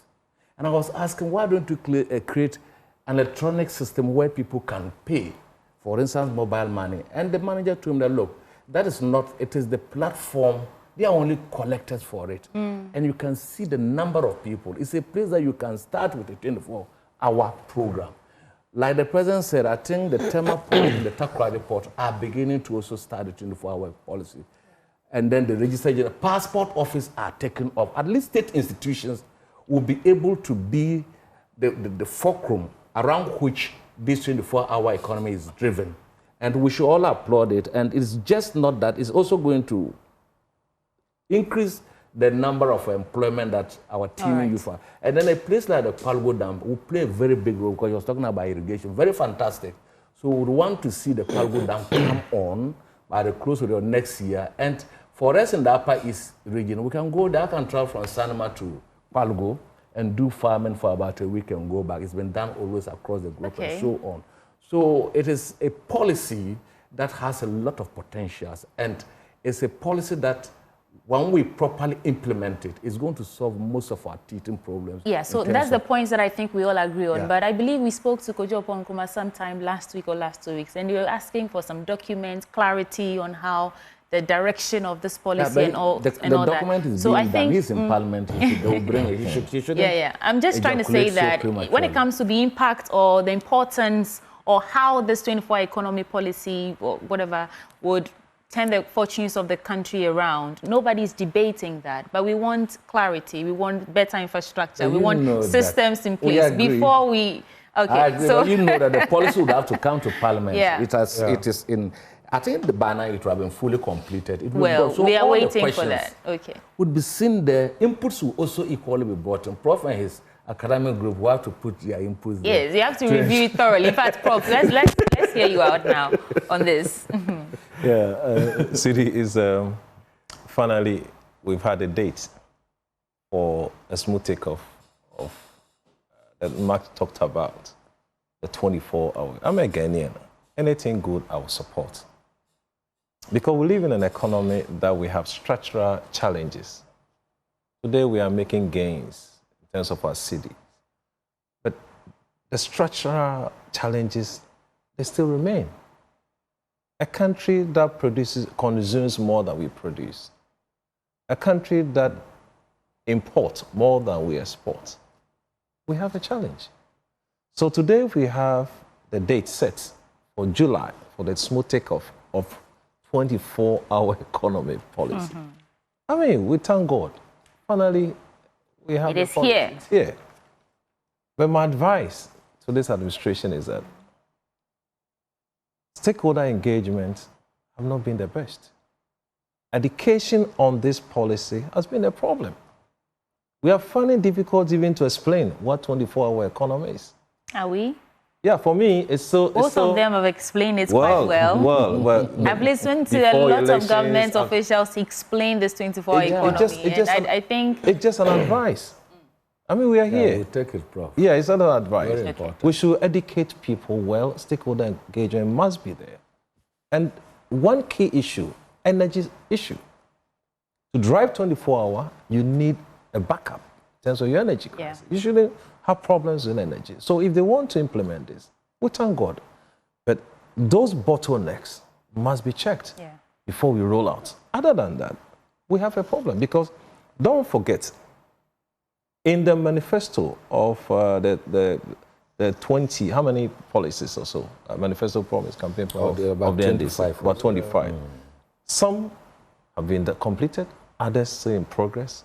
This one supposed to be part of the 120 days. But there's nothing wrong if it's moved to a different month or so for smooth takeoff. That is okay. But the issue is that we still have structural challenges. And my good friend said, we don't need to have everything in place before we can have a smooth takeoff of this. But then the major issues are that energy must be checked. Yeah, that's true. Education, stakeholder engagement must be intensified before we can have this rollout of this policy. All right. Yeah. Thank you. So the new center, Mr. Wuntrim, that's you now. Oh, wow. The new center. The Ghana Registered Nurses and Midwife Association National Council to decide fate of strike. Drive 24-hour economy with digital identity. Margin CEO say so. Republic Bank rolls out 10-rate CD mortgages to boost home ownership. Then I can see EcoBank, Ghana posts 2.4 billion profit before tax in 2024. Revenue hits for 5.4 billion. And I think it's a good kudos to the ECOWAS bank. I think they are doing extremely well. Let me use this opportunity to caution. You see, most of the banks that are being handled by government is problematic. I went to Ghana Commercial Bank to do some transaction, and all of us were sitting. The tellers were empty. They were sitting there and they were looking at us. So our attitude in government institutions, we must reset our minds. We must all put our strength in it. There's nothing we can do about these things. If EcoBank is posting so much profit, we should applaud them and we should ensure that this is translated into the banking sector. So the waste and other malpractices and our own conduct and attitude towards the customers must change. That very day, I went to one of the banks and within some 5 minutes, I'm done. Now I'm going to commercial bank to even just to deposit the money, gave me hell. Yeah. And I think Ghana Commercial Bank is listening. They should up their game, talk to their, their staff, and if they need training, customer service is very important and so on. So I think it's very important. There's a story, I don't know if I'll have time to come back. I just want, because it's relating to what you're saying. State enterprises must sign performance contracts, according to SIGA. And they are saying that SIGA's role was not to control or micromanage their affairs, but they need to have a way of evaluating the performances of state entities, ensuring they meet their targets and key performance indicators and compliance. So that is coming from I think it's a SIGA. good call. I thought it's good. It's very important. It's a good call, and we must treat state enterprise like that. In fact, most of our youth would want to work with them, but sometimes some of these things can scare potential investors and so on. Let's encourage and let them have their There are targets to meet. Let every worker take what he deserves when you are working there. It should not be a burden. It should be a lovely environment and so on. Okay. So I applaud the EcoBank, and I wish that other banks would emulate the example. They might not have the capacity, but their services that they render to the public should be of good standard, and we should emulate that. All right. Please, one more story from you, and then... The drive, I think we've talked about the 24-hour economy, but let me just make this point about the 30 days grace to the stations. I think it's in order. 30 days is enough for you to be able, like Prof this morning segregated the various challenges facing. They cannot be lumped together on one platform. Some might even need a week or less. And I think that up to now, if you are operating, 30 days should be enough for you to be able to correct whatever that grace period has been given to you. Because it means that you were operating, only that you didn't get some things right and renewal regulations and so on. So we would want to see a media that is independent, that is critical in the analysis, because a democracy without the media is equal to a dictatorship. We are the fourth estate. You are the fourth estate of the realm, and the government should support it.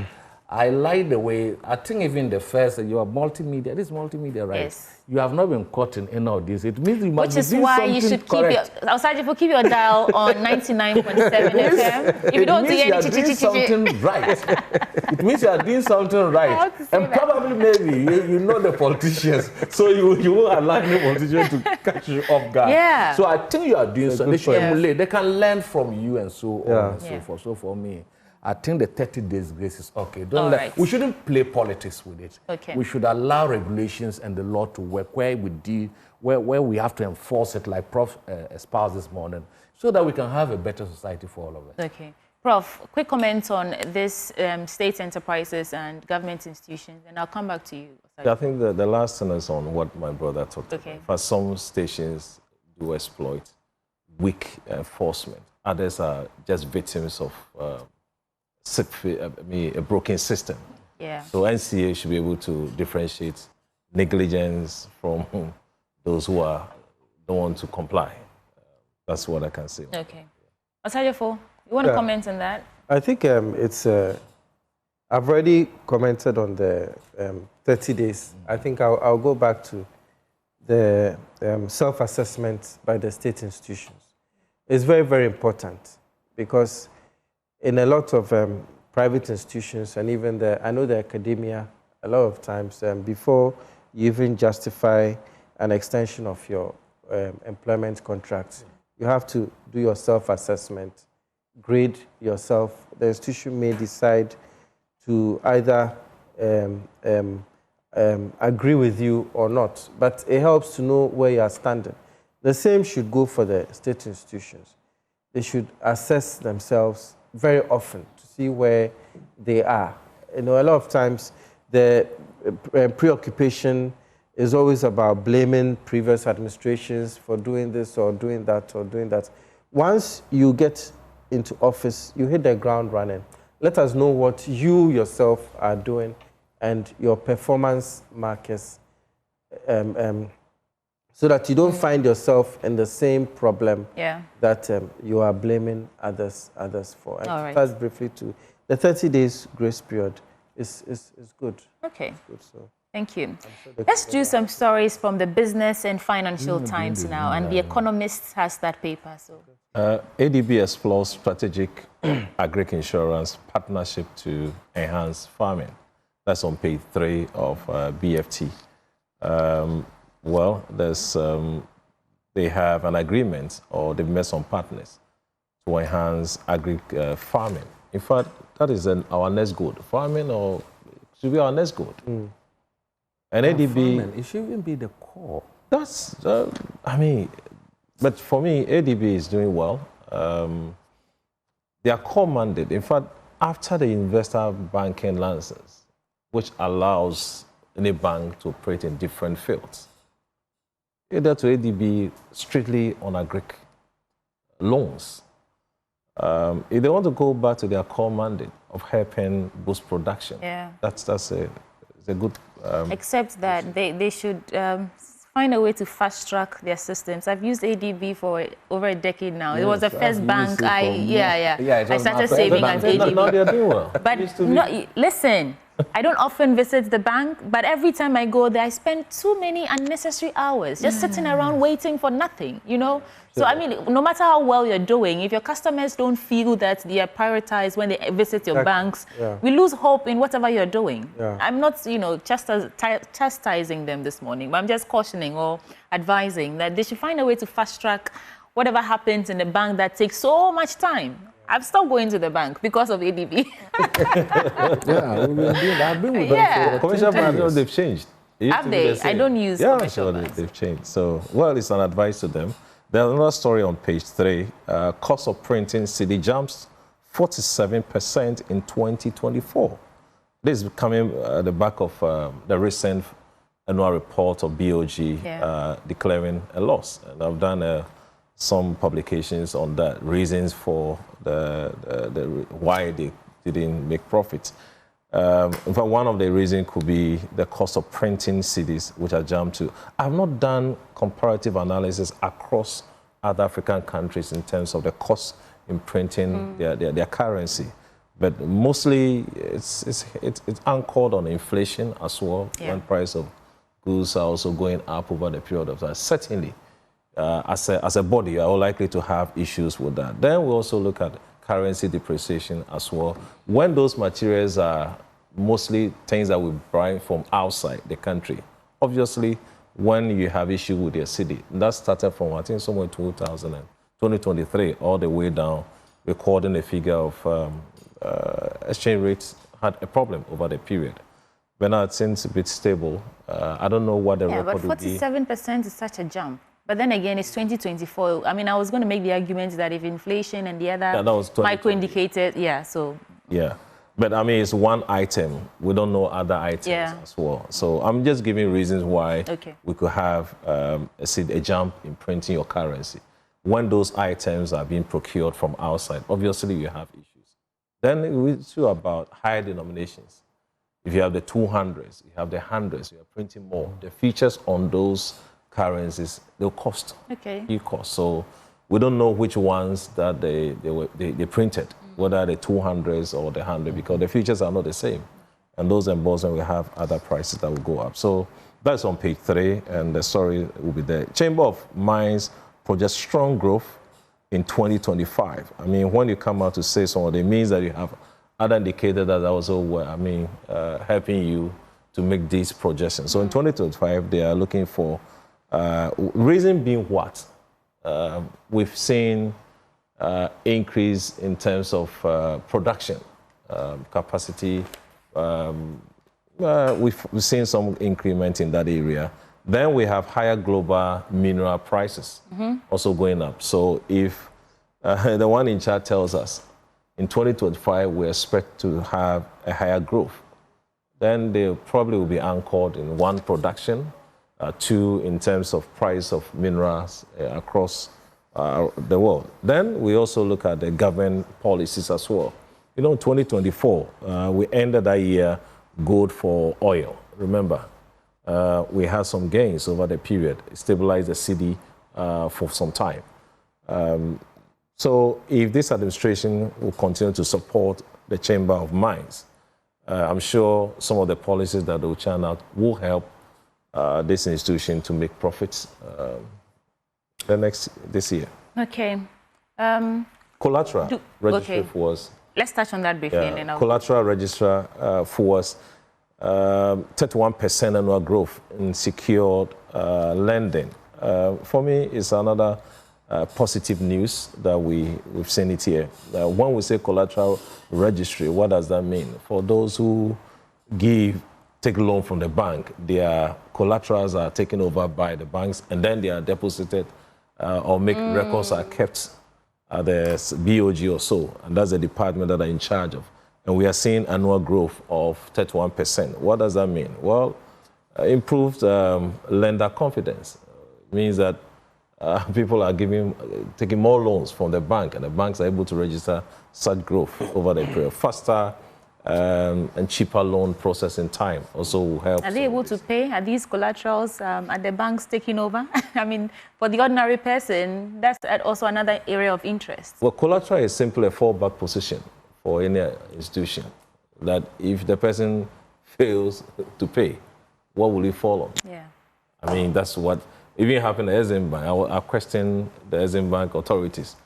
They don't want me to provide collateral, so were they kept at the... Okay. We have a few minutes to go, so let me get into the... do you have quick comments on this before I get into my paper? Okay, let's get into the paper. Mr. Wuntrim. Yeah, Prof talked about the ADB right. Zeroing on its core mandate, which we all know is about agric and agri-processing. And that is the core issue. But you see, the banks in this country look like the universities that are coming on. The universities, some universities, private universities, will start that they want to do IT before you realize they are doing law courses. No, it's as a result of before you realize they will deviate from their core mandate into doing things that are unproductive. But no, it's not their fault. They have a license, and that allows them to move into any area. I am not faulting. I'm saying that they behave like some universities that told us that they were going into mainly for this particular program. Before you realize the whole school, they are lawyers. So when you do that, Prof, you see, you've moved from your core mandate into fishing. Who's catching stray bullets this morning? You are fishing to see which area that can suit you. And you see, most of these things is laziness. It's not innovative because you see a great bank going into construction work and then paying contractors and so on and so forth. Why there's so much to do in the agri sector, so much, including dams, even the importation of agri equipment and so on, that there must be, their vision and mission must be redirected towards what they can do to support.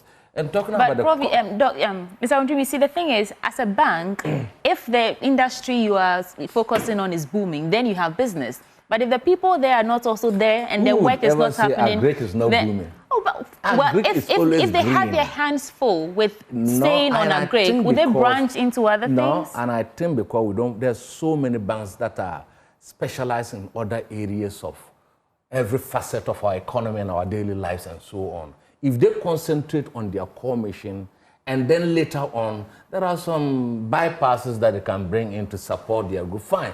But you don't sequester that to another bank and completely continue to do construction work and so on and so forth. I think we must put... I stay with ADB like it's over so many...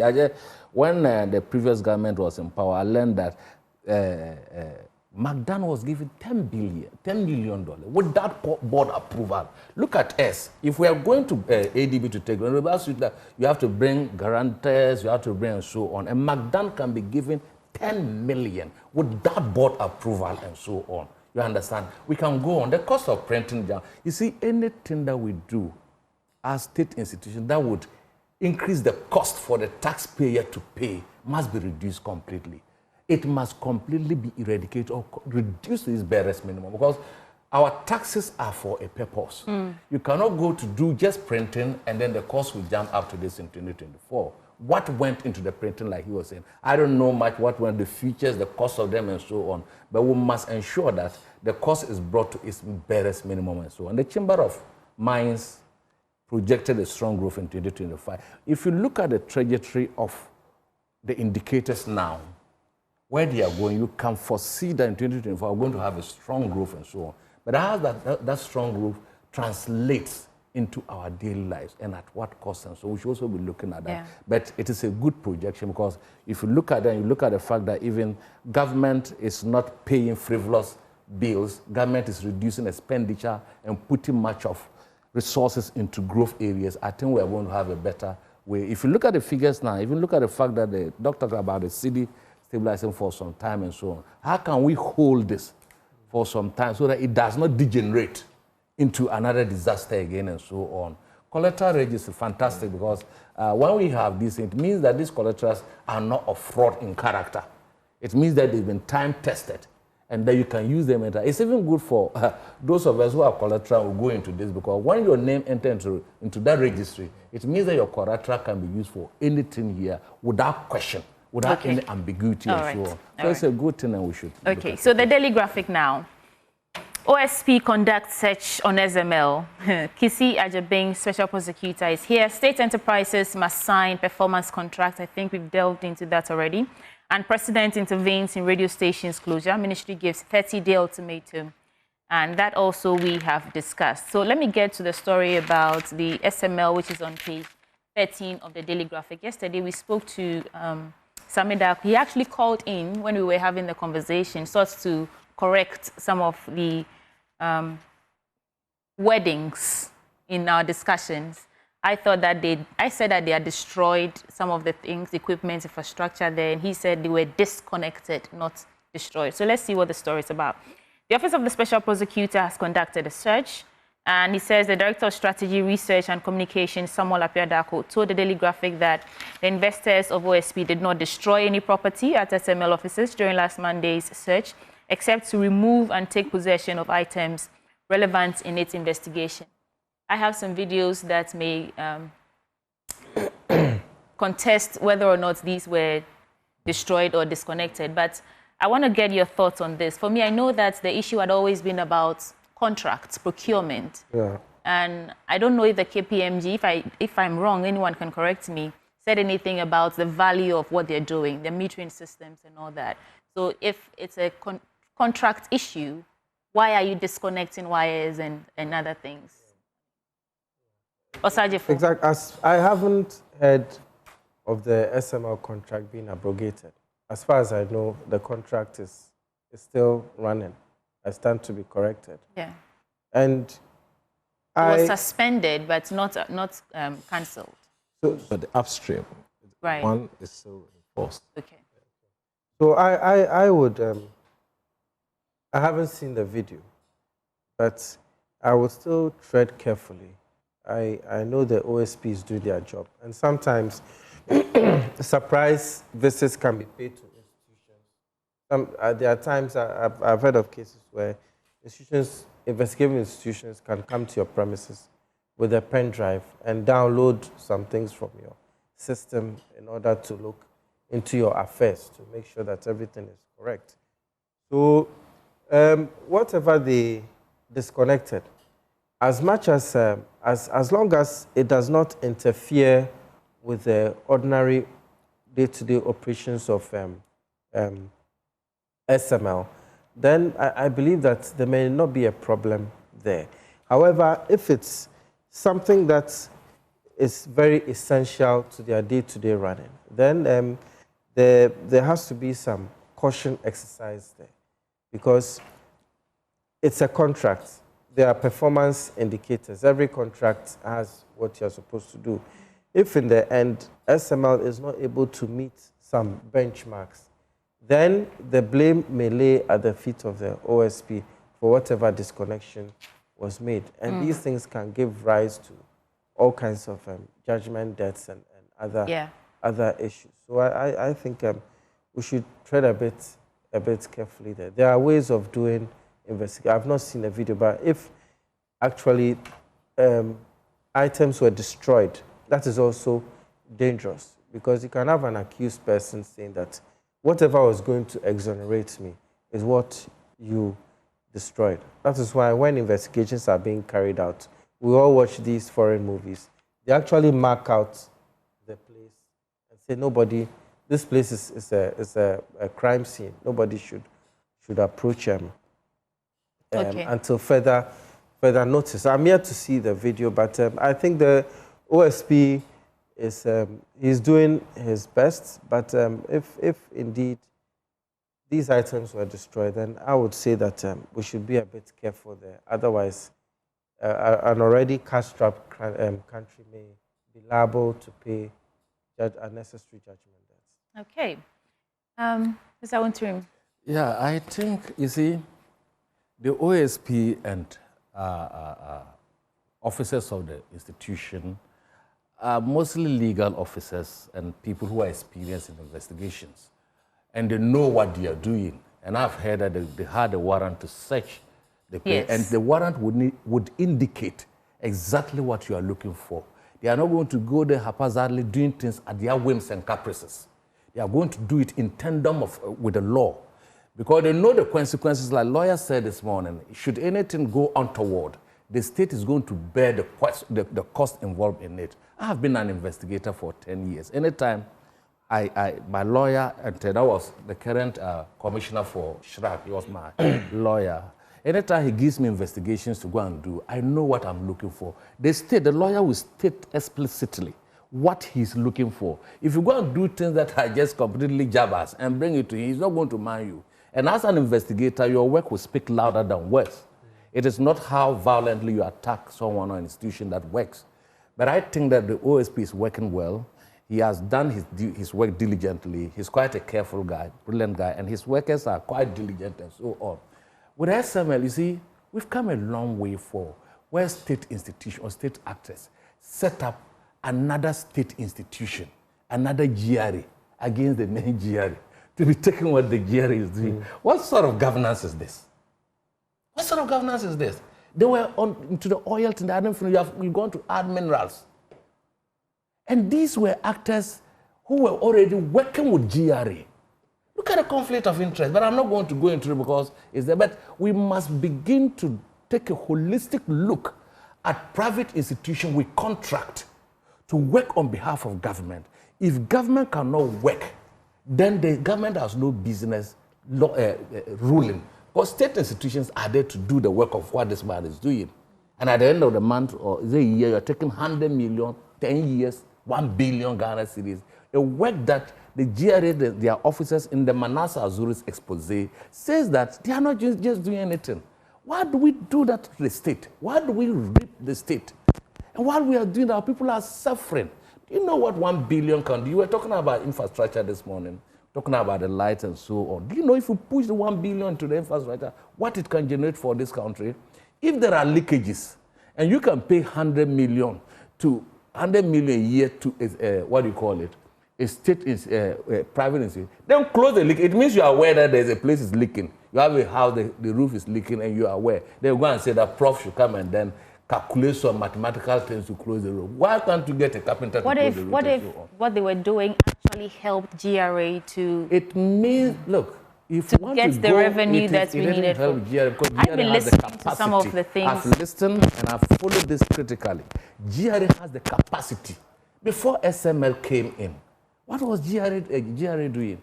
Before this, they were set up by this guy, the then government. Look, if you look at illicit financial outflows from this part of the world, and for that matter, sub-Saharan Africa, it's running into $1 trillion. Okay. How does it leak out? It leaks out because those who are in charge, they allow multinational corporations to siphon these, what do you call, millions of dollars out. I want to give Prof the chance to talk before I come in. Prof, on this EGRA SML matter. I may respectfully be giving a different submission from what my earlier colleague said. In fact, I don't want to say anything that after this show I'll be picked up for. No one is speaking. I'm very careful. The age of repression is over. I'm careful with my choice of words here. OSP, they have a mandate to investigate crimes and all that, financial issues, no qualms about that. But sometimes their posture and sometimes that this administration, it appears they have not been voted for. You have power. A citizen, we have given you power to rule over us. If you want to take a decision, what is wrong? I'm here to see the warrant they gave to them. Was it to go and destroy the items there, or to go and search for an information? Because the video that I saw, for me, it doesn't tell me a story of to search. Things were on the floor. I don't know if we can show some of the images, Kingsley, in terms of what they left behind. Is a person. Then we can decide or judge for ourselves whether it was disconnection or distraction, if we can just see the pictures of some of the doors. I've seen it, so I'm speaking to that. It's a Ghanaian. First of all, a Ghanaian. It didn't come from Sky to take a contract. It went through the processes. If you think there are issues in terms of procurement breach and all that, the laws are there. The worst you can do is you go to court or abrogate the contract. What about this Rambo star? He's a Ghanaian. What has he done? Procurement breaches, take through the law. If you go to court and take a warrant to search, look, these issues are more of IT driven. The data you are looking for, there will be a backup somewhere. The data will be somewhere. So why do you go into the office to look for what? If you want the data on how much, what the guy is doing is revenue assurance, it's assurance. GRA has been there over the years. Check the records before SML, after SML. See the performance of GRA. If you think they are not adding it in GRA, profit or whatever. How do you respond to his angle of duplication? Because he says GRA was doing the work. So this is just someone, a private citizen, who got a contract to do exactly what GRA was doing. How do you respond to that? Right. When we talk about revenue assurance, more like a third party. You have an agreement with MPA. It says MPA, any fuel you lift, you come and pay GRA this amount of money. Now GRA says that, well, we want a third party to monitor what you're doing. So he brings an independent report to GRA. All right? From GRA. No, I'm saying that's what I may stand for correction. Okay. So what they do is that every month they give you a report to GRA. This is what they have lifted over the period, MPA. So calculate your percentage, your taxable income from, the amount they have to pay. And they produce a report. If you think that in terms of reconciliation, things are not done right, so be it. So they are, one way or the other, helping GRA. If you think it's a duplication of contract, cancel it. But what you're doing, if there's a judgment there, who is to pay? Me as a Ghanaian, my money will be used to pay. We shouldn't get to that stage. Because when we get to that stage, the 2 days they've locked up or they've not been able to produce, what is happening to fuel? Who are taking fuel? Who is controlling for 2 days or so? So what you're seeing on your screen right now is some of the footages we have in terms of what the OSP did when they arrived at the scene. And we also show you some pictures of what they left behind when they left. So it will be rolling while we discuss this. Raid or what? Well, so Sami Darko says it wasn't a raid. It was a search. Execution of a search warrant. So they were looking for specific things and they went there to look for them. I don't know. And that's what they did when they went there. Well, I'm looking at 2 days without operation. What will happen to Jerry in terms of revenue? No, but if the one investigations, you cannot be doing work again. The 4 cedi per litre 10. Who is to monitor this? No, Prof, MP at the time, even under the program, came and disputed that their system were robust enough to be checking the fuel.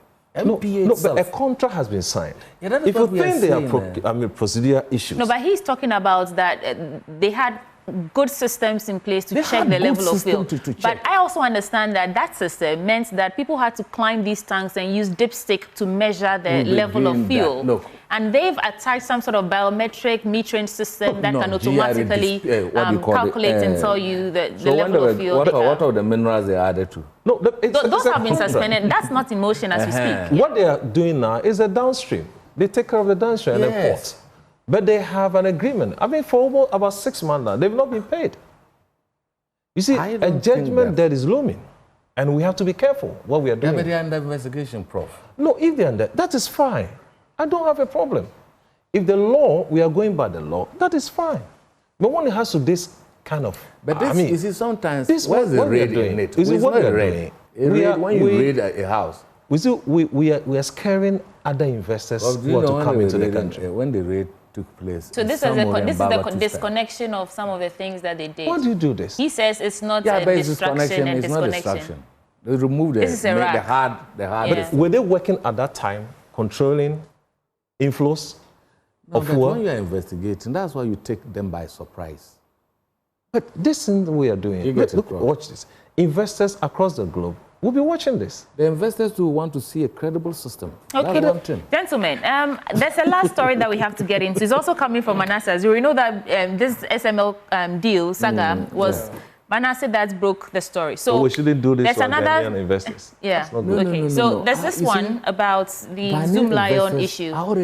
He was on a campaign to petition the president not to renew the contract for Zoomlion to take care of sanitation issues in the country, because according to him, there are some corrupt things happening in there, no value for money, etc.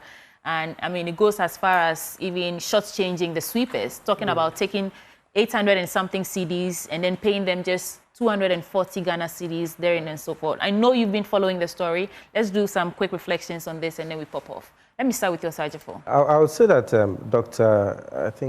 Xiao and Jospon Group, they've been doing a good job in many areas. However, as a former student of economics, a monopoly is not something that I believe in. And when I heard the news, of course, anybody losing such a big contract will not be happy. But at the same time, I was happy for those who are now going to benefit from these contracts. We all complain about the economy and how there are lack of jobs. Now the contracts are going to be given on the district level, which I think is a good thing. And Zoom Lion has served well, I mean, for all these years. I hope that they'll be given their due. If there are any conditions for the termination, they will be treated fairly. And I think those who are now going to be given these contracts on a district level, they shouldn't let anybody regret this decision. Because I think over the past years, the country has become relatively cleaner year by year. It's not a perfect situation. So whoever is being given these on a district level should follow the good work that Zoom Lion did. Of course, if you see the figures that was being charged, it seemed that it will be too much for only one company to be benefiting so much. And I suppose it doesn't mean Zoom Lion is completely out of the market. They can partner with some of these smaller. In fact, I've seen news stories about some African country, somewhere, Zimbabwe or somewhere, who are engaging the Jospon Group to handle some things for them. Yes. Like just this week, I saw it. I don't remember exactly what it was. So Jospon. So you think that they've done some good work? It's just the issue of monopoly, and so that's where your issue is. Okay. Exactly. What about the issues about shortchanging the sweepers, paying them less than almost a third of what you actually took from the government to pay them? When it comes to I don't think we're fair to them.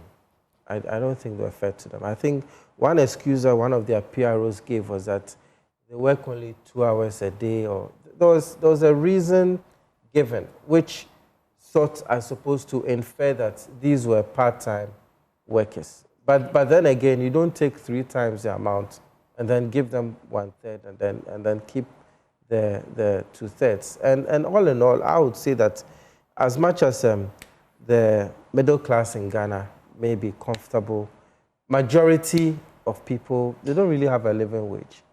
Because the minimum wage now, it will not even cover your T&T. So I think with the new contracts, we should make sure that these smaller companies will not treat the sweepers the same way, but will give them their due. Okay. It's nothing new for the agencies to take something from what they pay. It happens. More than half? No, it's too much. I honestly think it's not about me. It should be a percentage, but yeah. I think more than half is too much. Okay. Yeah, you see, let me put this thing in perspective. You see, that is our money.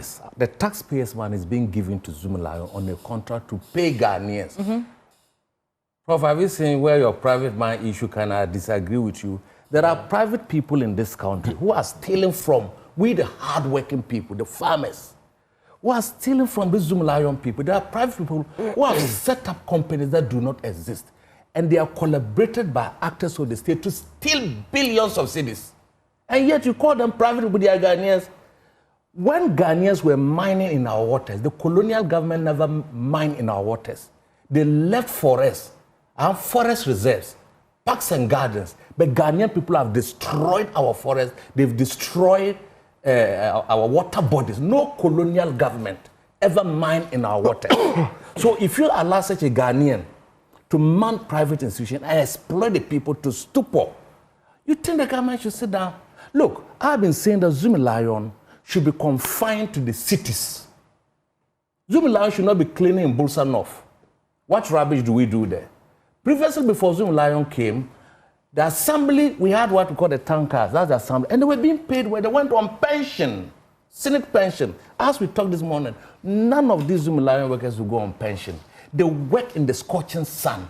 They use their hands to pick filth that you and I would never do it. And they are paid barely 300 Ghana cedis. Okay. And over 500 is given to them. They are exposed to the weather vagaries. They are exposed to every disease that you can think of. Okay, I get you, but we have to go. You are saying So that for me, crack the whip on the Ghanaians who Yes. are mismanaging Ghanaian funds It's and not all about that. private And Ghanaians. if Some of the they Ghanaian deserve people it, are killing us. let them dance. You go and buy let me Sputnik V vaccine, then Yeah. the transportation to bring it is more than the vaccine. What is this? Let me say that. Let me Okay, say Prof. that. Let me make this clear to my good friend. Yeah. Whether you're Ghanaian or you're not a Ghanaian, if you fall foul, the law must deal with you. Yes. It's not about I whether agree. you're a Ghanaian, so we shall allow you to do anything. No. If you're a foreigner, you do the wrong thing, the law should deal with you. So that's fine. But if someone sits a day and gets up and says, I want to clean all the cities for you, awarded a contract. This person has survived during NDC, has survived the MPP. Many governments, actually, yeah. Several governments. Is this government that Our hasn't survived? administration. Today, the contract. Actually, we put the statement from the president on the screen, so hopefully we can get it back in our running. You see, they've survived. Yeah. So you are hailing Manasseh Azuri for his expose. It means that Okay, when all you right. put your mind to something, Okay. you are focused, All you right. can achieve it, Yeah. no Okay, matter that's fine. how the other government were elusive. Okay, please let me take. So Prof. whether NDC or MPP, the person has been able to survive through all the governments. Yes. I don't know what is happening today. Today he hasn't even survived. Well, but the point is that anytime you are a business person, you do a business proposal, and you want to look for funding, a contract from many institutions, you send your business proposal. They look at the content and then the contract before they award. So sometimes we need to also query those who approve the contract. Because this payment my colleague was talking about, how much you pay, all those things, were stated in the contract. Why did you award the contract? So those people are paying 400 given to them, they are working with that condition of service. That's a different discussion. So go through the contract. If you think that certain things are not there, either you amend or you change. But when we bastardize and all over the media space, we talk about this one, well, I say it's again here, but the point is that other institutions are looking up to this person. If today he gets a contract in South Africa, in Zimbabwe and the rest, which people will get the benefits? The same You remember Ghanaian. the Liberian contract? So what my happened issue to is the that Zuma my Lion? issue is You remember that that contract? The World Bank if cancelled. issue is about procedural issues, deal with the issue. If you want to abrogate a contract, you sign the contract. If you want to cancel it, His is not even our procedure. It's over billing and value for money. We are looking at. So It's not procedural. It's not about the contract. The contract, there was no issue about the contract. no, because you So mentioned- Manasseh's problem is don't renew the contract because he's not doing. Sometimes they are in arrears. He's not doing a good job. So he mentioned those workers have not been paid, working under, difficult conditions. They use their hands to pick. I have not seen. That's what he claims. So what it's do part they of the use condition. So if you have a All right, let me quickly run our viewers through the statement from the president. And he says, I refer to your letter dated April 27th, 2025, on the above matter, which is the petition to discontinue the expired contract between the Youth Employment Agency and Zoom Lion Ghana Limited.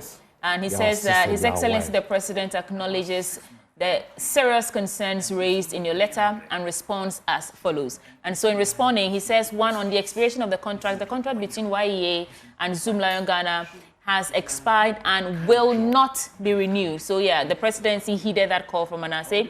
And he says, in terms of audit of payments and claims, all payments made to Zoom Lion after the contract expiration will be thoroughly audited. No further payments will be authorized without proper verification, and any unauthorized payment will be recovered. And on the conduct competitive of procurement, he says that Cabinet has directed the future sanitation contract be subjected to a competitive procurement process. So it fits into your argument of monopoly, Osajefo. And he says rather than one national contract, there should be regional or district-based tenders for private firms. This could reduce costs through competitive pricing and stimulate innovation as companies compete on service quality and secure contracts. And finally, it says the cabinet subcommittee will develop the modalities for implementing this. So that's the response. He also talks about the super fees and the fumigation. This fumigation contract is coming all the way from COVID time, and the special contracts that Zoomlight. So it goes all the way back. This is not something that is happening right now. And the contract, I think, started 2004. We're talking about over 2 decades issue right now. Yeah. But see, the timing of this contract, for me, is wrong. We are close to June, July. With Zoom now, look at what we are going through when it rains. Without Zoom Lion, June, July, what will happen? For me, that's been my challenge. Yeah, so without Zoom Lion, but with other district-based or regional-based entities handling this issue? Competition is good, though. Well, when it comes to... we are here in Ghana. Prof, you remember we have to go. The minister who went and procured the brass, when they were saying, he doesn't think well. So they allow him to go scot-free. Gentlemen, thank you so much for joining us. Those who joined the conversation this morning, former Member of Parliament for Busa North constituency, Timothy Awuntrim, and Kwame Nkrumah Botsiu is General Secretary of the Convention People's Party, and today they're celebrating 76 years. Yesterday, congratulations once again. And of course, Professor Isaac Boedi, Dean of Accounting and Finance at University of Professional, UPSA. And they join us for this conversation. Stick and stay. There's so much. Today is actually packed, so don't change that channel. I'll be right back.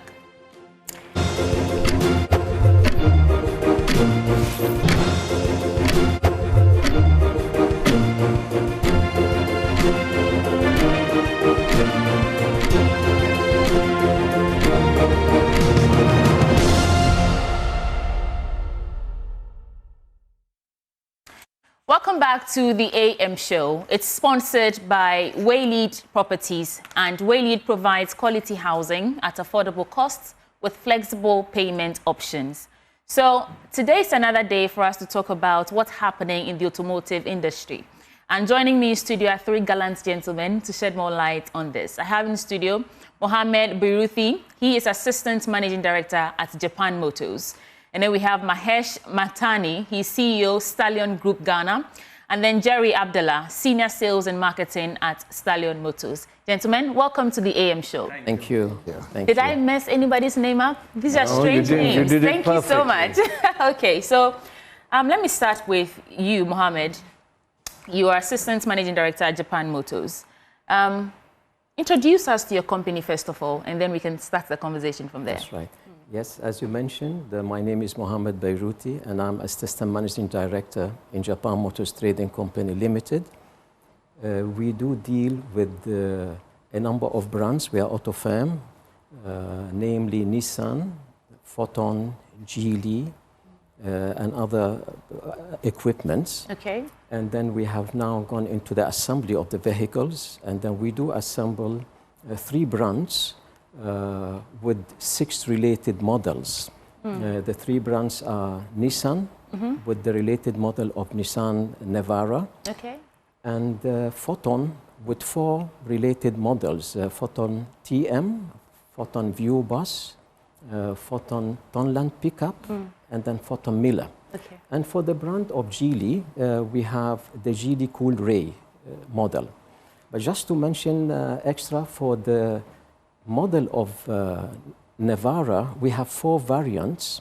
The GX Pro, the top of the line, followed by LE model, followed by SE model, and then followed by the XE variant. Okay.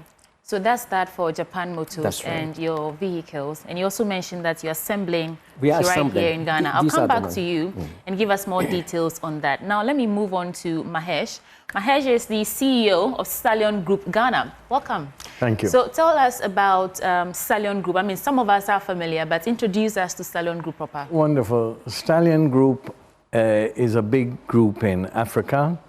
And in Ghana, our main business is the automobile business. And we represent Hyundai. We represent Changan. And, you know, we are building our brand base in Ghana because of the business climate and the new automobile policy. We even went into manufacturing and assembling of these vehicles in Ghana. Okay, that's great, Mahesh. And you have your deputy managing assistant right here, Senior Jerry. Sales. Senior sales. And marketing. Jerry, what would you add to that? But talk to us about the motivation. I know there's that automotive policy, but talk to us about the motivation behind assembling right here in Ghana, or even all the work you're already doing for the Ghanaian people in terms of the vehicles and all that. Yeah. Okay, great. As I said, my name is Martin Jerry Abdallah. In terms of motivation, all we want to do is, one, to meet the demand of the customer's needs, to help in price reduction as low as possible, to allow a lot of the customers to feel free to walk to the showroom to buy from us. As Stallion Group, like you said, we're trying to create a one-stopping center for any individual customer, being a female lady, a minister, chief director, to just walk in and could buy anything they want to buy, depending on the budget is ours. So basically, the drive is just to provide a smooth and a low and a conducive environment for any individual client to just walk in and buy and know that whatever budget it has, there's something to buy as Stallion Group. That's the whole motivation. Madam, can I just add to that? You see, the government did a very good thing to bring this Ghana automobile development policy. And it's growing very rapidly. And we jumped into it because there were some benefits in it for us. Benefits for us, benefits for the consumer. This way, everybody benefits. So in 2022, we put up our first line, which was the Hyundai range of vehicles. We started assembling 1. Today, we are assembling 7 of the Hyundai vehicles in Ghana. Just last month, we brought out our first proudly assembled mini trucks in Ghana, the H100. Okay. So it's developing. And honestly, I feel there's good future. We have provided, you know, there are benefits. I'm sure you may have heard. Yes, yes. And everybody benefits from this, even the consumer. Yeah. I'll come back to you because I know that when you assemble, when you buy vehicles that are assembled here in Ghana, it's more cost effective than importing. So yes, I know there are some benefits. But I want to find out from Mohammed, how challenging or easy has it been for you in this country? And what are those roadblocks, or if there are challenges, how are you navigating them? Well, as exciting as this journey has been, it has come along with a few bumps. One challenge is the policy enforcement. Ghana has laid down a great automotive policy, namely the Ghana Automotive Development Policy. But we need consistent application, especially when it comes to controlling the used car imports in order to protect the growth of the local industry. I want to follow you. What is the used car import? Used car, you know. Used cars? Great. Okay, great. The used cars import. We need to protect against it, actually. Another challenge is the global supply chain. Bringing in vehicle parts and components consistently hasn't been easy. And we are also seeing how tough it is to compete with the local used cars imports and the cost of them, which are more affordable upfront, but do not always come with and offer the value in the long run in terms of genuine quality, in terms of warranty, superior quality warranty, and in terms of after-sales service. And also, we should not forget there's always the need for additional technical training, industry infrastructure expansion to match the growth of the local industry. Okay. With these, however, we remain optimistic that with the continue to collaborate with Ghana and industry stakeholders through platforms like the AAAG. Okay, wonderful. So, Mahesh, do you have Ghanaian hands helping you in your assembling and, I mean, everything that you're doing? And if not, How are you navigating the other challenges that come your way? From 1 to 7 is no easy feat. So first of all, congratulations. Well, our whole plant is being run by Ghanaians. Oh, wow, with wonderful. one Indian manager. Great. Okay, the plant is based in Tema, and we believe in training Ghanaians to do everything. Me personally, I think Ghanaians can perhaps do things better than me sometimes. You said it. So I promote Ghanaians. I like what field and sector I'm in. We're expanding. We're creating jobs for people. We hire people. We don't fire people. We want to build more assembly lines. We want to build more showrooms. And we want Ghanaians to be part of managing and doing the business. Okay. So, Jerry, what are some of these challenges that often come? I mean, in your day-to-day, monthly, even year-on-year work that you do, I want to understand what are some of the, he spoke about application or implementation of the policy and industry hands, etc. What about you? Is it the same challenge, and what are you doing differently, I mean, to stem the tide?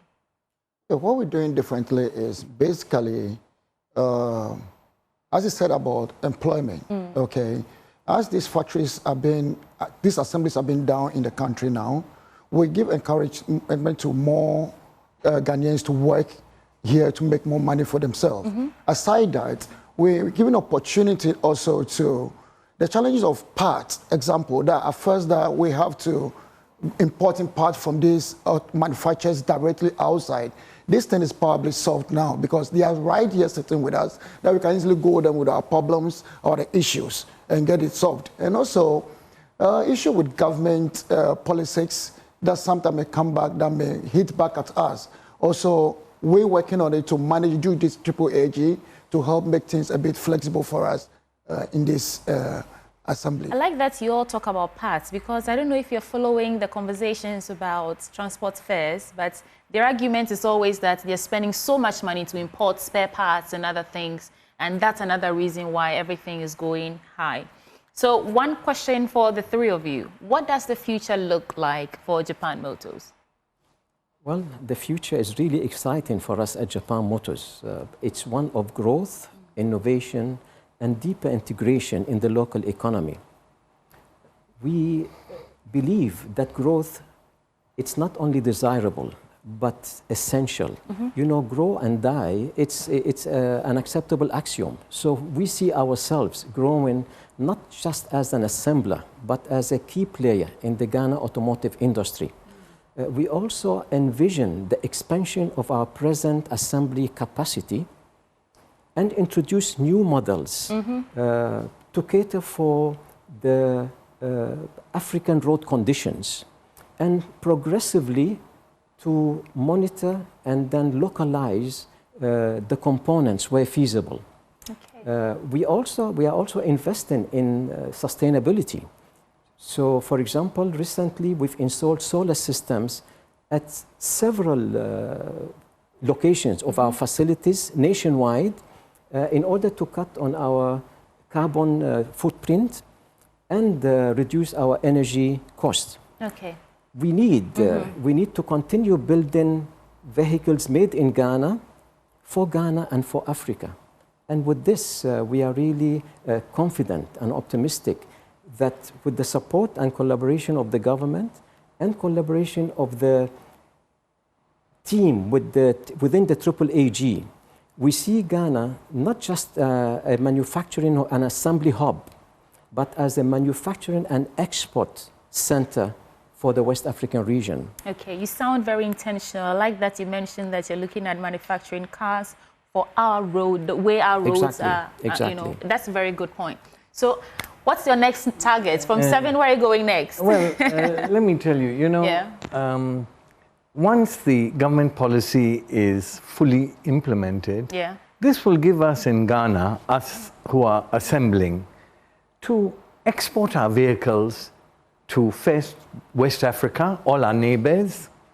And once this industry grows, except South Africa, we can become the leaders of Africa in the automobile industry.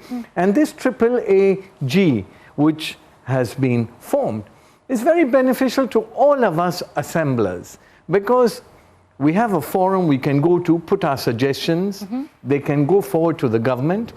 If this industry grows, if our industry grows, it creates job opportunities and business opportunities to other entrepreneurs to build small factories to make the parts in Ghana. I mean, a car, it can go from 200 parts to even 900 parts.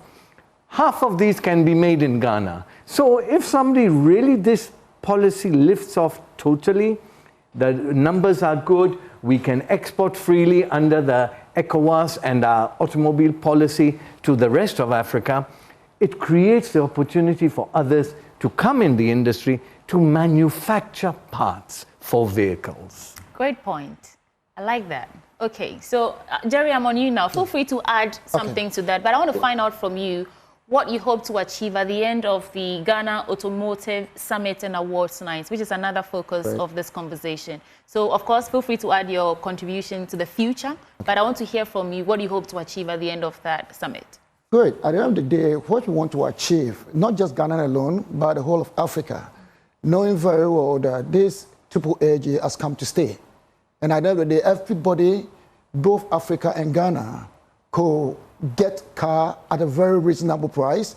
Don't need to worry about great imports or write yourself to the second marketing that's going to get a car at a very low price. So the aim is just to encourage everybody that now we have the factories in our doorsteps. Anybody could just walk in and buy anything at a very good price. And also to add a bit, I would say sales of vehicle without a good back office, we don't succeed. A very good office, back office, that is a maintenance good office, make the sales of the cars perform very well on the road. What AAAG is doing now is, now we have these manufacturers right at our doorsteps that we can easily call, that can come to our shops and even help to resolve little minute problems with these cars. Because maintenance is part of sales. Without them, there's no future. So this time, we have them, we can even call them on phone. We can do video with them on phone. The challenges that we have at the back office, they can easily attend to them. And when it comes to parts, they are in there to bring it. So we are showing Ghanaians that from now, we don't have to wait for weeks, months, 6 months to be able to order for your parts and all that. They are sitting here with us. You can trust what they are assembling for us, and it's going to be the future of this. How has the reception been so far? How is the Ghanaian attitude towards, I mean, those of you part of the AAA? Very yeah? good. Yes. Okay. And let me say something. My brother here and all of us in the automobile industry, since I'm on air, I want to tell the Ghanaian consumer, when you buy a car, make sure whoever you're buying from, you have the warranty for the vehicle. You know, when you buy it from us or from my brother or from several authorized distributors, the purchase comes with a warranty. If you're not getting a warranty, then you know what are the limitations. Yeah. But once you have a warranty, you are fully covered and you can sleep nice. and to add to what my country director is saying, congratulations to Joy FM for taking up, supporting this initiative, this AAAG initiative. The multimedia group. The multimedia group. If other media houses could also come on board, we will help promote this brand very well. Because it's for us. It's for we the Ghanaians. So congratulating multimedia group. I wish other media houses that are listening to us will come on board to help promote such a great initiative that's being in place. Thank you, Abdallah. Well, I have 2 minutes to go. Yes, so I'm going to give you each 1 minute to speak directly to our audience. I believe you came here with a message for our audience. So what do you want them to take out of this conversation? And that's your camera right there. Well, all along, Japan Motors has been championing the customer satisfaction issue. As I said, we are not only selling vehicles and then providing after-sales support with genuine spare part and others, but we have an ultra-modern state-of-the-art customer support technology, being even sponsored by Nissan South Africa. And then we have been calling virtually every customer that enters our premises in order to buy vehicles, in order to do service or buy spare parts. Okay. And then they do ask them and then really support their concerns, if there is any. Thank you so much. And it's your time now, Mahesh. Yes, I want the government policy for this, automobile development to be fully implemented.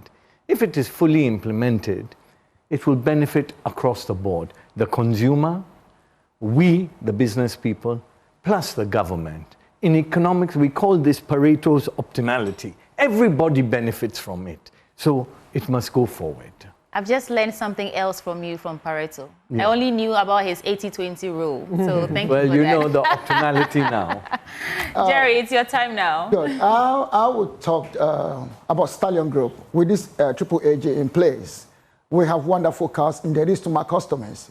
Drive in there, you have the best of prices, we have the best of servicing. In the Hyundai range, Hyundai Motors Investment Limited, we have from the Palisade to the Santa Fe, to the Texan, to the Creta, to the Grand i10, and also the 800, which is a wonderful truck, which is a 1.5 ton that could serve with your loads and all that. Aside that, we'll be coming up with this street mobile service that will also help our customers to really enjoy servicing in the country. All right. So, I wish you all the very best. Thank you. And hopefully at the end of the Summit and Awards night, you would have met your targets for joining the AAAG. So those who joined us for this conversation this morning from the automotive industry, we have Mohammed Bairuthi. He's Assistant Managing Director at Japan Motors. We had Mahesh Mahatani. He's CEO of Stallion Group Ghana. And Jerry Abdallah, I already mentioned, Jerry Abdallah is Senior Sales and Marketing from Stallion Motors. Thank you all so much, and I wish you the very best. Thank you. Thank you very much. Okay, hold on for me, please. And so before I go, I want to remind you to get ready for the 7th Ghana Football Awards. Join us on the 14th of June at the Palms Convention Center for a night of excitement, glamour, and celebration of Ghana's finest football stars. Let's unite the nation once again through football. Ghana Football Awards is a Football Impact Africa initiative powered by Activate 360 and proudly supported by the Multimedia Group and AE Mediacom. The sponsors are NASCO, FCM Travel, Destination Avant-Garde, Shell, Safari Valley Resort. Ghana Football Awards, celebrating the stars of our passion. But one more information for you before I go. I want to remind you that the Chartered Institute of Human Resource Management Ghana presents the CIHRM 2025 conference from June 18th to 19th, 2025 at Alisa Hotel right here in Accra. The theme is Regulating HRM in Ghana, Standards, Ethics and Sustainability. These are the conference rates. The members are paying 3,200 Ghana cedis. Non-members, 4,000 Ghana cedis, and student members are paying 2,000 Ghana cedis. You can register now via the CIHRM website or at CIHRM Ghana on Facebook, LinkedIn, and on X. These are the numbers to call: 0243-278-694 or 020-811-264. For group reservations and discounts, that's the number to call. CIHRM, transforming work and workplaces. We'll take a quick break and return with more on the AM show.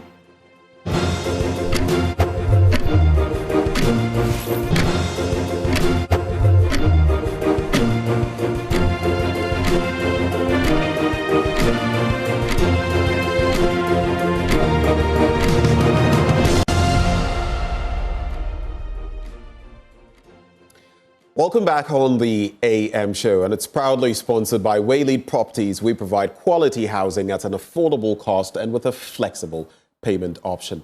Well, joining us now, we have a CEO of the Builders Market, Isaac Asare Babu. He joins the conversation. I think he'll be giving me a correction there on his name and how it's been either spelled or pronounced. It's all on the back of the launch and first clinic of the EcoBank Joy News Habitat Fair. It's coming off at the Automotive Retail Center. And of course, it's going to be between the 20th and the 22nd days of June, this coming days. And it's from 8 a.m. to 8 p.m. But let me bring in Isaac into the conversation. Isaac, good morning. Did I butcher your name? Yes, you did. I did. Yes. Is it Bedu? It's Bedu. Bedu. Okay, my apologies. So that's fine. Isaac Asare Bedu. Yes. Right. I saw something else, but put the blame on me. My apologies. All right, so let's quickly do this. Tell us a bit about the builders market for starters. Okay. Let me mention my name again and the position. I'm the CEO of the builders market. And the builders market, we've been on the building landscape for a very long time. You're talking about 3 decades plus, 30 years plus. Yes. And we're doing wonderful and one of renowned brands in the world. So we're doing Gibrit, we're doing Perfect, we're also doing Macapine from Scotland. Now, this wouldn't be the first time, at least, I believe, was it last year? I had an interaction with you on the back of... That was October last year, I think. October last year. Yes. And you do so many things in terms of fittings at home, your washroom, and all of that. Yes. Being in business for 30 years or 3 decades plus, we are actually associated to a few, no, not a few, many landscapes you find in Accra. Now, the Teachers' Height, we're part of it.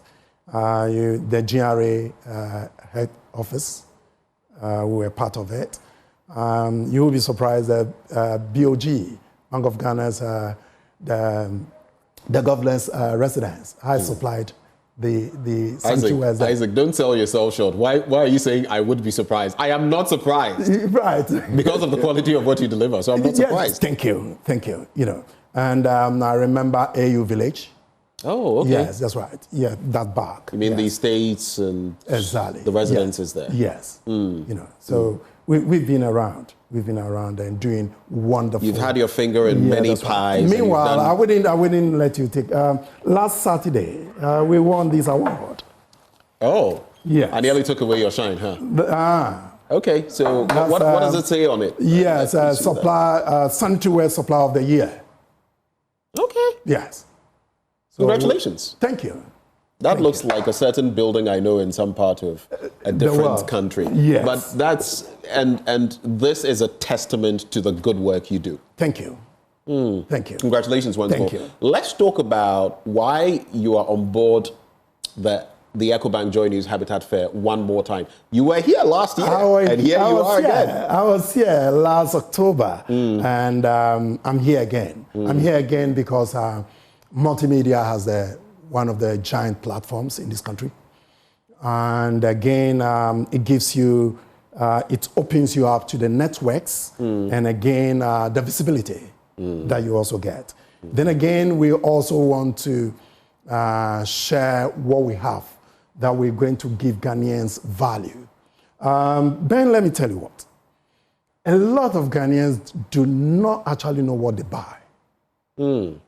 And they buy because that building is big and they enter that shop. They buy because that fellow who is selling to him or her has a fair skin. You know, but ask yourself, do you really know what you're buying? For builders market, we will tell you what you are buying. We'll give you the product description. And we also tell you, we also give you how you should be able to preserve the product. That's what we do. And so you go in depth to let people know this is what value you're getting for what you're making an investment in. Yes. Because you see, somebody tells me, I remember years back, somebody said, oh, I bought a sink and the sink stains. Then I said, I don't understand because stainless steel, the name is stainless steel. So it shouldn't get stained. Exactly. You know, so which means perhaps what you bought was not stainless steel. That's it. So Ghanaians actually do not know, but that's what we do best, and that's what we intend making them to be aware. Yes. Let's talk about your specific products. Some of them are on our television screens. We've seen them, but just walk us through quickly through your range of products that you're going to be offering. Right. We do that part of plumbing we call the fixtures.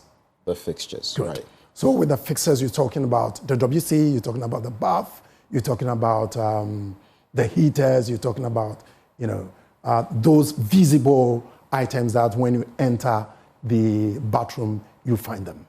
Yes. And again, from the devastating effect of COVID-19, I think along the line last year we introduced, what's the name? New Normal, where all our WCs came with in rim-free. Now again, he started telling me about that the last time. Yeah, that's right. Yes. Right. Then again, we also did a survey. You see, before I move on, every year we come out with a team based on what we find on the market. So we find out that people come and say, oh, me, it means what I'm used to know, me two or four, you know. So what it means is that it's going to be salty. So we've brought in WCs with the fittings that will be able to stand. Even when, yes. So even if you've drilled water on your compound that you're using, because I know people like that. When we get to the fair, we will show videos of salt water, seawater, okay, which has been tested with these fittings. Then again, you also find muddy waters like these what's the name? Is it Galamsey? Galamsey water, right. Yes. You will use them and you wouldn't have any difficulties. Of course, you're not ingesting this, so at that point it is safe. But you're even telling me then that these products, the fixtures, are able to do some desalination because then, yes. Because when the salty element is taken out, then it becomes less hard water. Exactly. And then you can use it for domestic. Exactly. That's what. Exactly. This is some sort of novelty, isn't it? You see, you need to know what the market wants. And you serve the market what they want. You know. So it's not just a matter of, that's why I said, it's not a matter of that big building. It's not a matter of that light skin who is selling to you, but you must be able to buy value. Talking about that value, when yes. people come to your stand at the EcoBank Joy News Habitat Fair, what value are you going to give them in terms of products and in terms of deals? I know you have some deals you're offering. What yes. are you offering? Right. Apart from value, we also give you free consultancy, like some of the things that I'm saying. Okay? So, for instance, you come in and you tell me,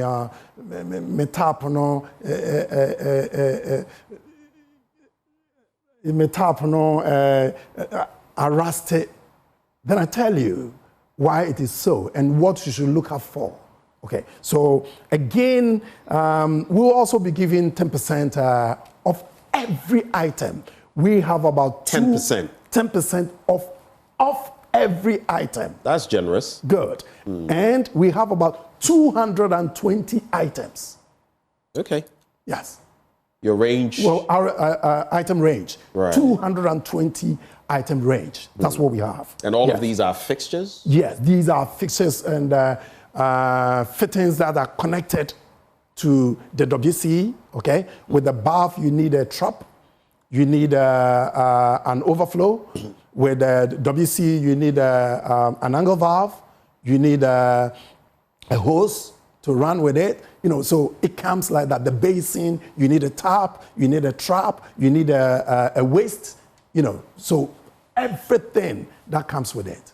You know, you got me thinking, because I know in Ghana we don't use bidets often. You know? No.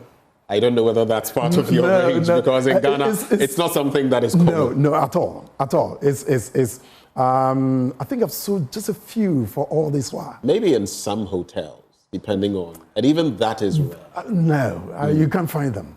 You can find bidets in Ghana. Yes. Anyway, so with everything you said, you've told us a bit, you've teased us about what visitors who come to your stand can expect. And there's a wide range, 220 items. Yes. But I'm curious, how, in terms of your clients, developers, partners, how do they connect with your company? In fact, At the last Habitat Fair, what was the experience? And Right. what are you looking forward to in this Habitat? It was fantastic, the last one. We had a lot of people flocking in, and we had a lot of deals, and we had a lot of business. Now, Ben, very simple. Designers come into the market or come to builders market and find what you can find on the market. Okay. All right? Because the buildings start with the designer. So the architect, I'm asking the architect, come find what to enable you be able to design for your client. Then the homeowner, come. You must know what you will want or what you will need before you ask the plumber to get to the block and mortar. Now with the plumber, also you come. You need the spec manual that will enable you be able to do your chiseling and run your pipes and make sure by the time you are done, right, you know, you don't have any issues with dripping of water here and there, because if water start dripping, put a bucket there. By the time you go to work and you are come, it's overflowing. Right. That's the way it is. So with Builders Market, we said, bathroom, get it right. So this is a one-stop shop for everything indoor, especially bathroom fixtures. Yes. Maybe just to, as you give us your concluding thoughts, it's obviously been a good experience at the Habitat Fair, and that's why you are back. Yes. Right? I just want you to talk a bit about that, how beneficial it's been for you, why you are back, and also, of course, serve as an encouragement to other businesses to come on. Yes, as I think I mentioned earlier on, and I said it brought us the good business. Again, the visibility because of this big platform. Again, for those who haven't joined yet, I will encourage you to come because it will open doors for you. Great doors, of course. And we're also throwing the doors open for you. It's the launch and the first clinic of the EcoBank Joy News Habitat Fair. You know how we do it at these events. You come, it's a one-stop shop. Everything housing you will find there. The theme, of course, dream it, own it, live it. And this first installment is taking place at the Automotive Retail Center between the 20th and the 22nd days of this month. You don't want to miss it. It's open 8 a.m. to 8 p.m. And of course, I had my guest joining me in the studio here from the Builders Market, Mr. Isaac Asari Bedu. Asari Bedu. Thank you so much for joining the conversation.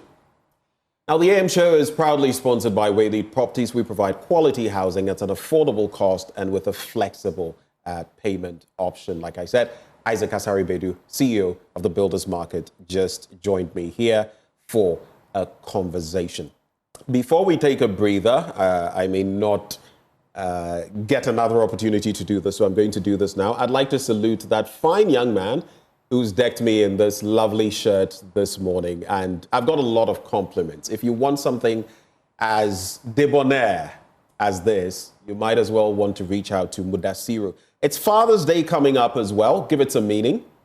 Siru Africa creates tailored outfits for modern African men, pieces that speak of legacy, pride, and power.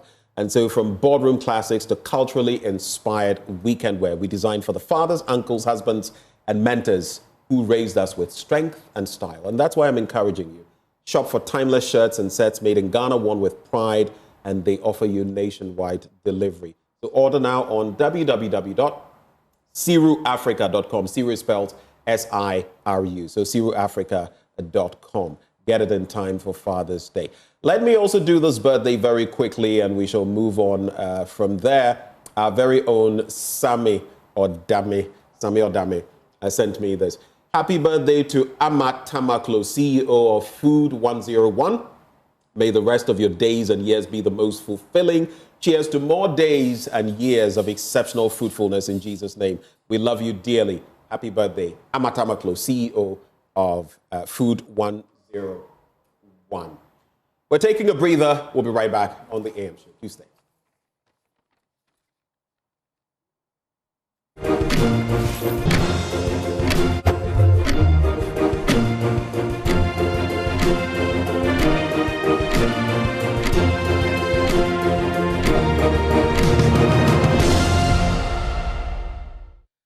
Well, here we are back again, and it's all about business, and we're doing it together with Siriano Benjamin. He is CEO of Ayuda Hub. He's going to be telling us about the Ayuda app, among others. I'll stick to Benjamin for you because that's my name. Good morning, Siriano. Good morning. Very nice to meet you. It's a pleasure meeting you too. Tell us a bit about the Ayuda Hub, even before we talk about the app. What's Ayuda Hub? So, Ayuda Hub is the parent company that is the owner of the platform called Ayuda App. So this company was set up primarily to design and build the Ayuda App, which is our flagship product. Okay, so that's basically it. And I see the Ayuda here to help. How does Ayuda help? So the primary function of the Ayuda App is to connect service providers with people that require services. In the case of the Habitat Fair, I would say homeowners and developers. These are people that we consider to typically require services. And so our app is designed to connect them with a large pool of service providers. I see. I'm curious about, the name Ayuda and how it came about. Do you know why? Because in Spanish, ayudar is to help. And I see you have the here to help. Exactly. Ayuda actually is a noun, which means help. So does it have any roots in Spanish? Exactly so. So we've had some stints working in Europe, and that may have influenced our name Ayuda. Yes, so rightly it means help, yes. Okay. So with this app that you speak about, what are your offerings? What are you offering people when it comes to the Habitat Fair, when it comes to the business angle of things? What exactly do you have on offer? So for us, the Habitat Fair has become a benchmark program. A sort of gold standard. Standard for innovation, sustainability, and anything home and lifestyle. And we believe it's the right platform for us to be able to project our app, which we believe is a solution that people, specifically in the field of construction or home ownership generally, would be needing. So you're calling on real estate entities, you're calling on people who are trying to build their own homes, you're calling on people along the value chain to come on board, right? Exactly. And when they come, what are you going to show them on the day? What can they expect? So we understand very well the frustrations that come with looking for example, a competent plumber or a reliable carpenter or maybe a trustworthy handyman. We understand some of these challenges. So we have developed a platform that helps us to recruit people that we believe could give the services that will satisfy the needs of the modern Ghanaian. Yes. So skilled artisans who will deliver quality. Exactly. And you don't have to do the runaround of, as soon as he is here, call this person on this number, and the person comes and does a shoddy job. Exactly. So you can vouch for the people who work for you. This is exactly why the app came into existence, because we've been doing services with a lot of corporate people, but we realized that now the ordinary Ghanaian is also interested in having those services that he may be enjoying in his office building at home. So we want to extend some of these services to people's homes so they can have access to the app and make any request that they may be interested in. All right. 2 quick questions. Is this your first time coming on board the Habitat Fair? And I know why I'm asking you that. And if not, what has the experience been like? So yes, indeed it's our first time, but we've been monitoring, let me say, the Habitat Fair. You've seen what others have achieved. Yes, we've been around trying to look at what others are doing. And now that our app is ready to service the public, we feel that it's the right platform for us to come and show what we are capable of. In terms of deals, you know, at the EcoBank Joy News Habitat Fair, companies would come. I just spoke to a gentleman who also says they're offering 10%. Usually there are so many deals, promotions and all of that. What deals are you giving Ghanaians and others who will be showing up on D-Day? So at our stand, we are going to do some live demonstrations of the app. Okay. So we would like people to understand the features of the app. We divided it primarily in two sections, which is the Ayuda Premium and then the Ayuda Flex. Okay. So the Flex Ayuda Premium and Ayuda Flex. Yes, these are the, let me say, the service levels that we have on the app, and it's just designed to address the different, demographics of people that we have in Ghana. So the Ayuda Flex, for example, is the portal where you could negotiate for the cost of a service and then agree with the service provider on how much you are willing to pay before the service is carried out. But with the premium, we have predetermined prices that are fixed on the app, and so you could request it, and we will be responsible for dispatching the best among the lots of service providers to attend to that service for you. And so it's a bit less stressful, let me say. Right. So you will not be involved in a lot of negotiations in that regard. All right. So to cap off the conversation, speak to ordinary Ghanaians, speak to those who will be showing up on these days, the 20th, the 21st, the 22nd, and give them good reason to come to your stall and check out your app. So I'd like to use this opportunity to welcome all Ghanaians to our stand. We have some promotional packages in place. We intend to run some free services on that day for our cherished customers. We also have plans to do some giveaways, maybe some promotional items. We would like to do some giveaways to Ghanaians. And also generally for people that are willing to be service providers on the app to pass through, and our team will be there to help them to onboard and become certified service providers. Basically, the onboarding process is automatic. You can do it from your home. You don't really need to come to our office. We've automated everything. So you just need to download the app from the App Store or the Play Store, and then you can go ahead and then onboard and become a service provider. The testing and the training is all done by AI, so it's able to test your skill in the profession that you say you have, and also psychometrically is able to analyze if you are sound mentally to deliver services. Right. And so at the end of the day, we believe that that is how we are going to be able to sell our product. So we take a lot of seriousness when it comes to service provider recruitment. All right. We're grateful for your time, Siriano. Thank you so much for joining, and we wish you the best of Ayuda. Thank you very much. Just stay with me. Okay. Siriano Benjamin is CEO of Ayuda Hub, and they are giving you the Ayuda app. You want to join them at the EcoBank Joy News Habitat Fair. But let me ask you, are you looking to do things differently, to level up your skills and get ahead in this challenging job market? Statistics actually show it's tough out here for university graduates, with only a few landing jobs immediately after school. Doing things differently is what the Design and Technology Institute, that is the DTI, is all about. The DTI offers programs ranging from precision welding and fabrication, design innovation, that is graphic design, sound engineering, animation, photography, and more, as well as entrepreneurship. Our programs are internationally recognized by the American Welding Society, the Pearson BTech, and CTVET, so you can shine right here in Ghana or anywhere in the world. So if you're ready to do things differently and chart your path, check out DTI. Visit dtiafrica.com/admissions or call 0541 693534 for more information.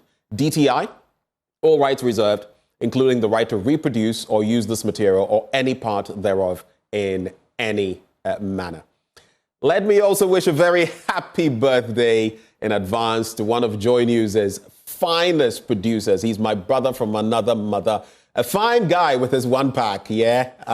That's my brother, Derek Echo Sam. This guy is a human being and one of those who have held my hand here at the Multimedia Group. May God bless and increase you, Echo, as you celebrate your birthday tomorrow. But we're celebrating you from today.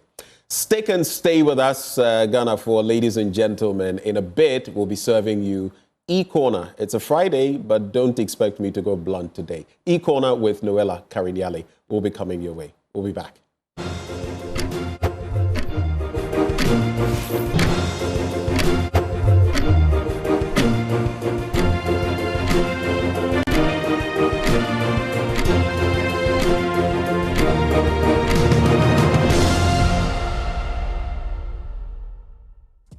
Look, I can confidently say that I work with some of the most amazing people here at or on the AM show on Joy News. I mean, all the crew members, from the camera technicians to Sweetie to Benjamin to my director to Adovia. Oh, I'm forgetting my director's name. I know he's gonna kill me. Whisper it in my ear, quickly.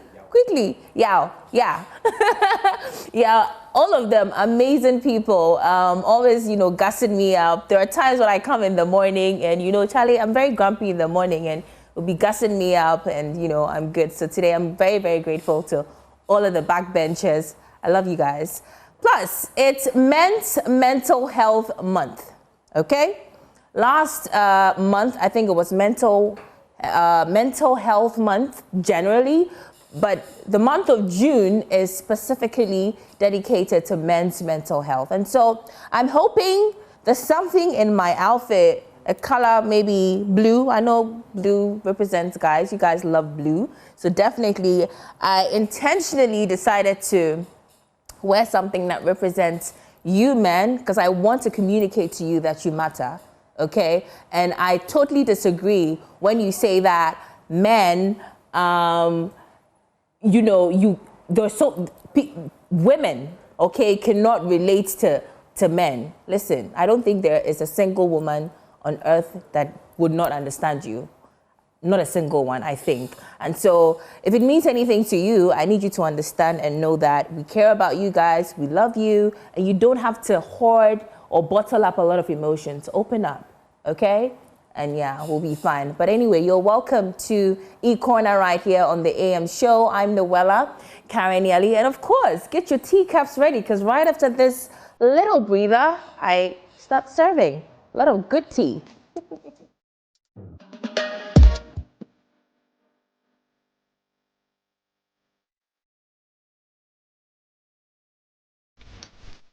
All right, so you're welcome back. Let's get serving, shall we? And we're going to start in the spirit of, the Men's Mental Health Month. I'm going to do a story that's related to, the month and the awareness we're trying to champion here.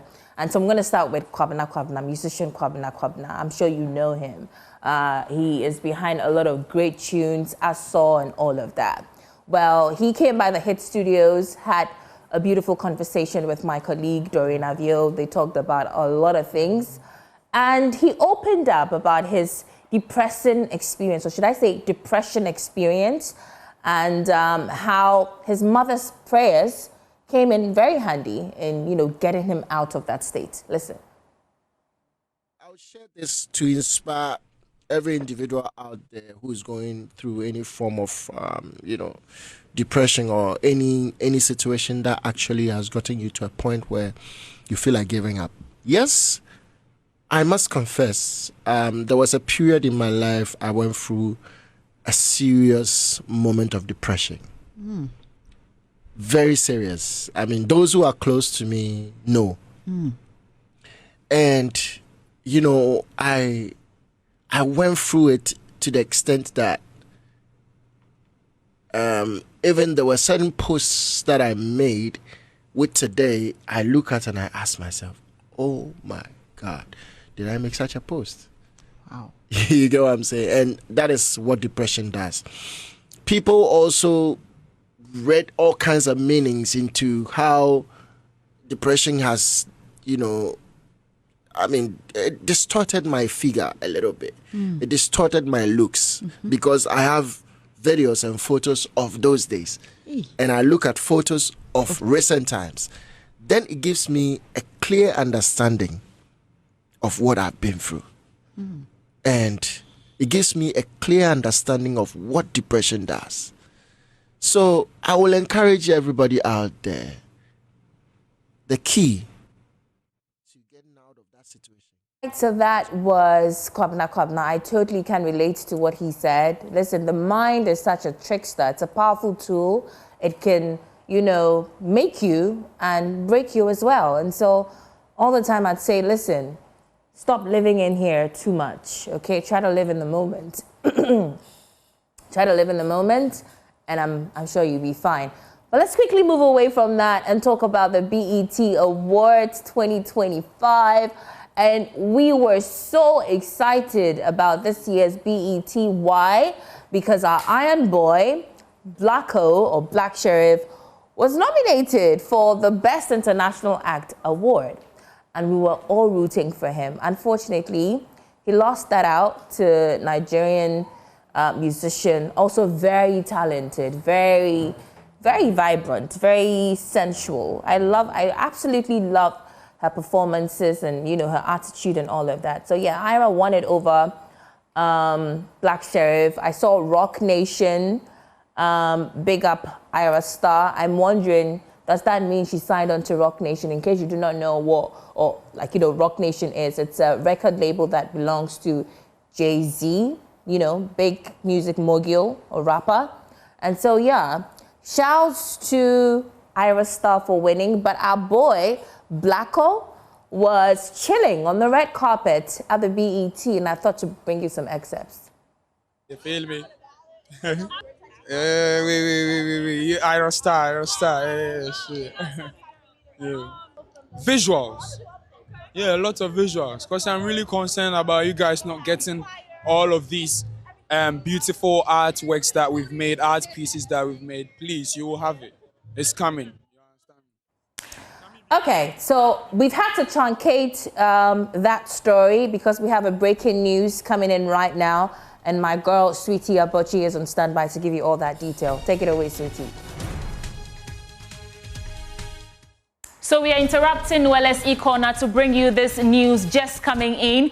We know that the nurses and midwives have officially called off that nationwide strike right now. And that story is on myjoyonline.com where you can get all the details.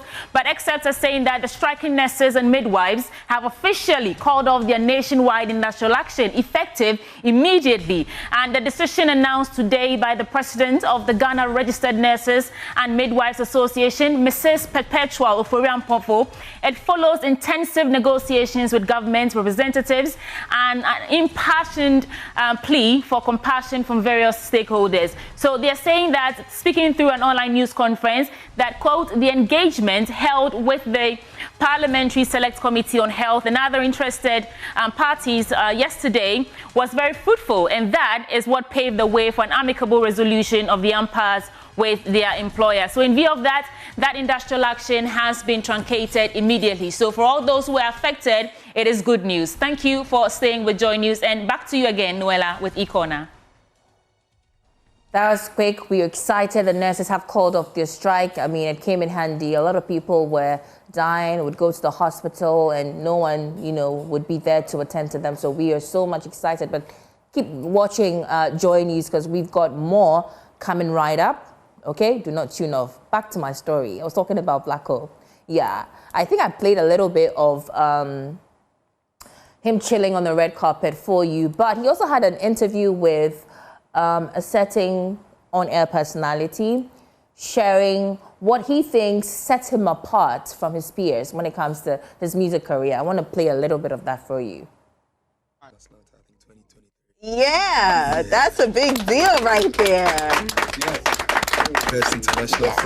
So when you think about your childhood and what you remember of BET and the brand, what does that do for you? BET. Yeah. Even my friends, they couldn't believe it. Like, they have to tell me, like, bro, you get BET, oh. Yeah, because it's a madness sometimes, you know? When you actually try to take in, like, 2 years after high school, I actually get BET. Every time I think about it, the feeling is different. And it's like, it gives me so much reasons to keep going. And I'm always curious about what this music is going to do to me in like the next 2, 3, 4, 5 years. Absolutely. Because I'm so concerned about actually drowning myself into this art, music, trying to be one with everything. Me being the melting point of like all the interest I have in arts in one. That's a lot on your mind. Yeah, that's all I think about every day.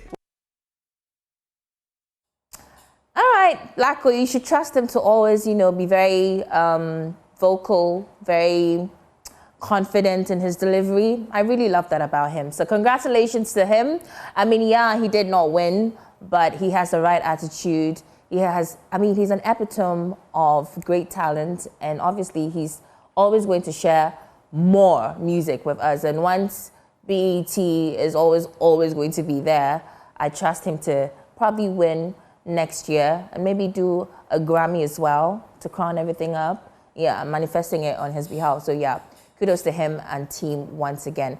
Let's now talk about Molly. I know last week we spoke about Molly. The week before, I think we spoke about Molly again. Listen, the tune just keeps getting bigger. And at the BET, she became the first Ghanaian musician to perform at the BET. And of course, she performed Shake It to the Max. It was beautiful. Watch.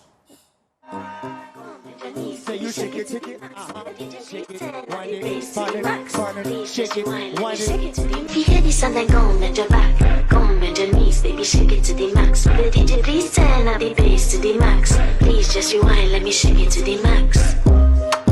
Shake it to the max. Shake it to the max, shake it to the max. Please just rewind, let me shake it to the max. Enough man, them a bumbo clot. When a pre-girl and them a bumbo clot. Money still a make and them a bumbo clot. Who no like girl, them a bumbo clot. Shake it to the max. Love it how you want it, me know why you relax. Body look good, me no fumble with the facts. If $1,000 me a pay with the tax. Shape no different from a coke buckle. Body smell good, like the honeysuckle. Waist a wiggle and wine, pure trouble. Take a bang, one take. Hey. So that, I guess that's the dancehall version of Shake It to the Max by Samini. I absolutely love it. As you know, we have a breaking news right now, so I would have to, truncate our show at this point, make way for Mami A.C. Thompson to bring you Joy News Desk. But before that, shouts to Razak. He's our cameraman here. Tomorrow is his birthday. He celebrates his birthday with Ekosam, who is the producer for Joy News Desk. And so happy birthday to these two amazing gentlemen. I mean, we cannot have a show without them. Razak is a fantastic camera technician. He is the one behind all the nice shots you see of me. So yeah, if you have any thanks, thank him for me. And Echo, man, he's the brain behind Joy News Desk. So yeah, kudos to all of them. Listen, I need to share with you, before I go, the press release released by the JRNMA, that's the striking nurses. As you know, news coming in is that they have called off the strike.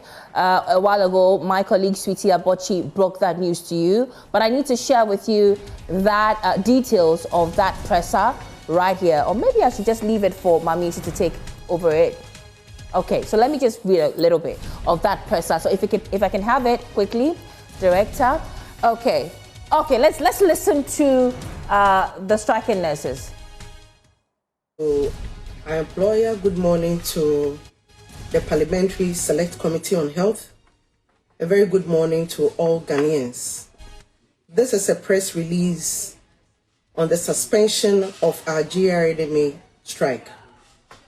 The leadership of the Ghana Registered Nurses and Midwives Association embarked on a roadmap of industrial actions on 2nd June 2025 with the wearing of red arm/headbands, followed by withdrawal of outpatient department and emergency services, which culminated into the total withdrawal of all nursing and midwifery services on 9th June 2025.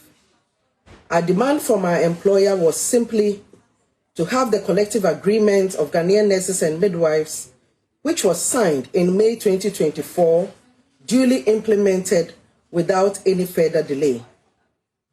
Having monitored the misinformation, disinformation, and the propaganda that have surrounded our strike action, the leadership of the association would like to set some records straight on the following. 1. We are nurses and midwives, trained to provide essential health services to the Ghanaian population, and matters affecting us which are brought formally to the attention of the employer must be treated with the urgency it deserves and in good faith. 2. As nurses and midwives, we do not take delight in seeing our patients suffer.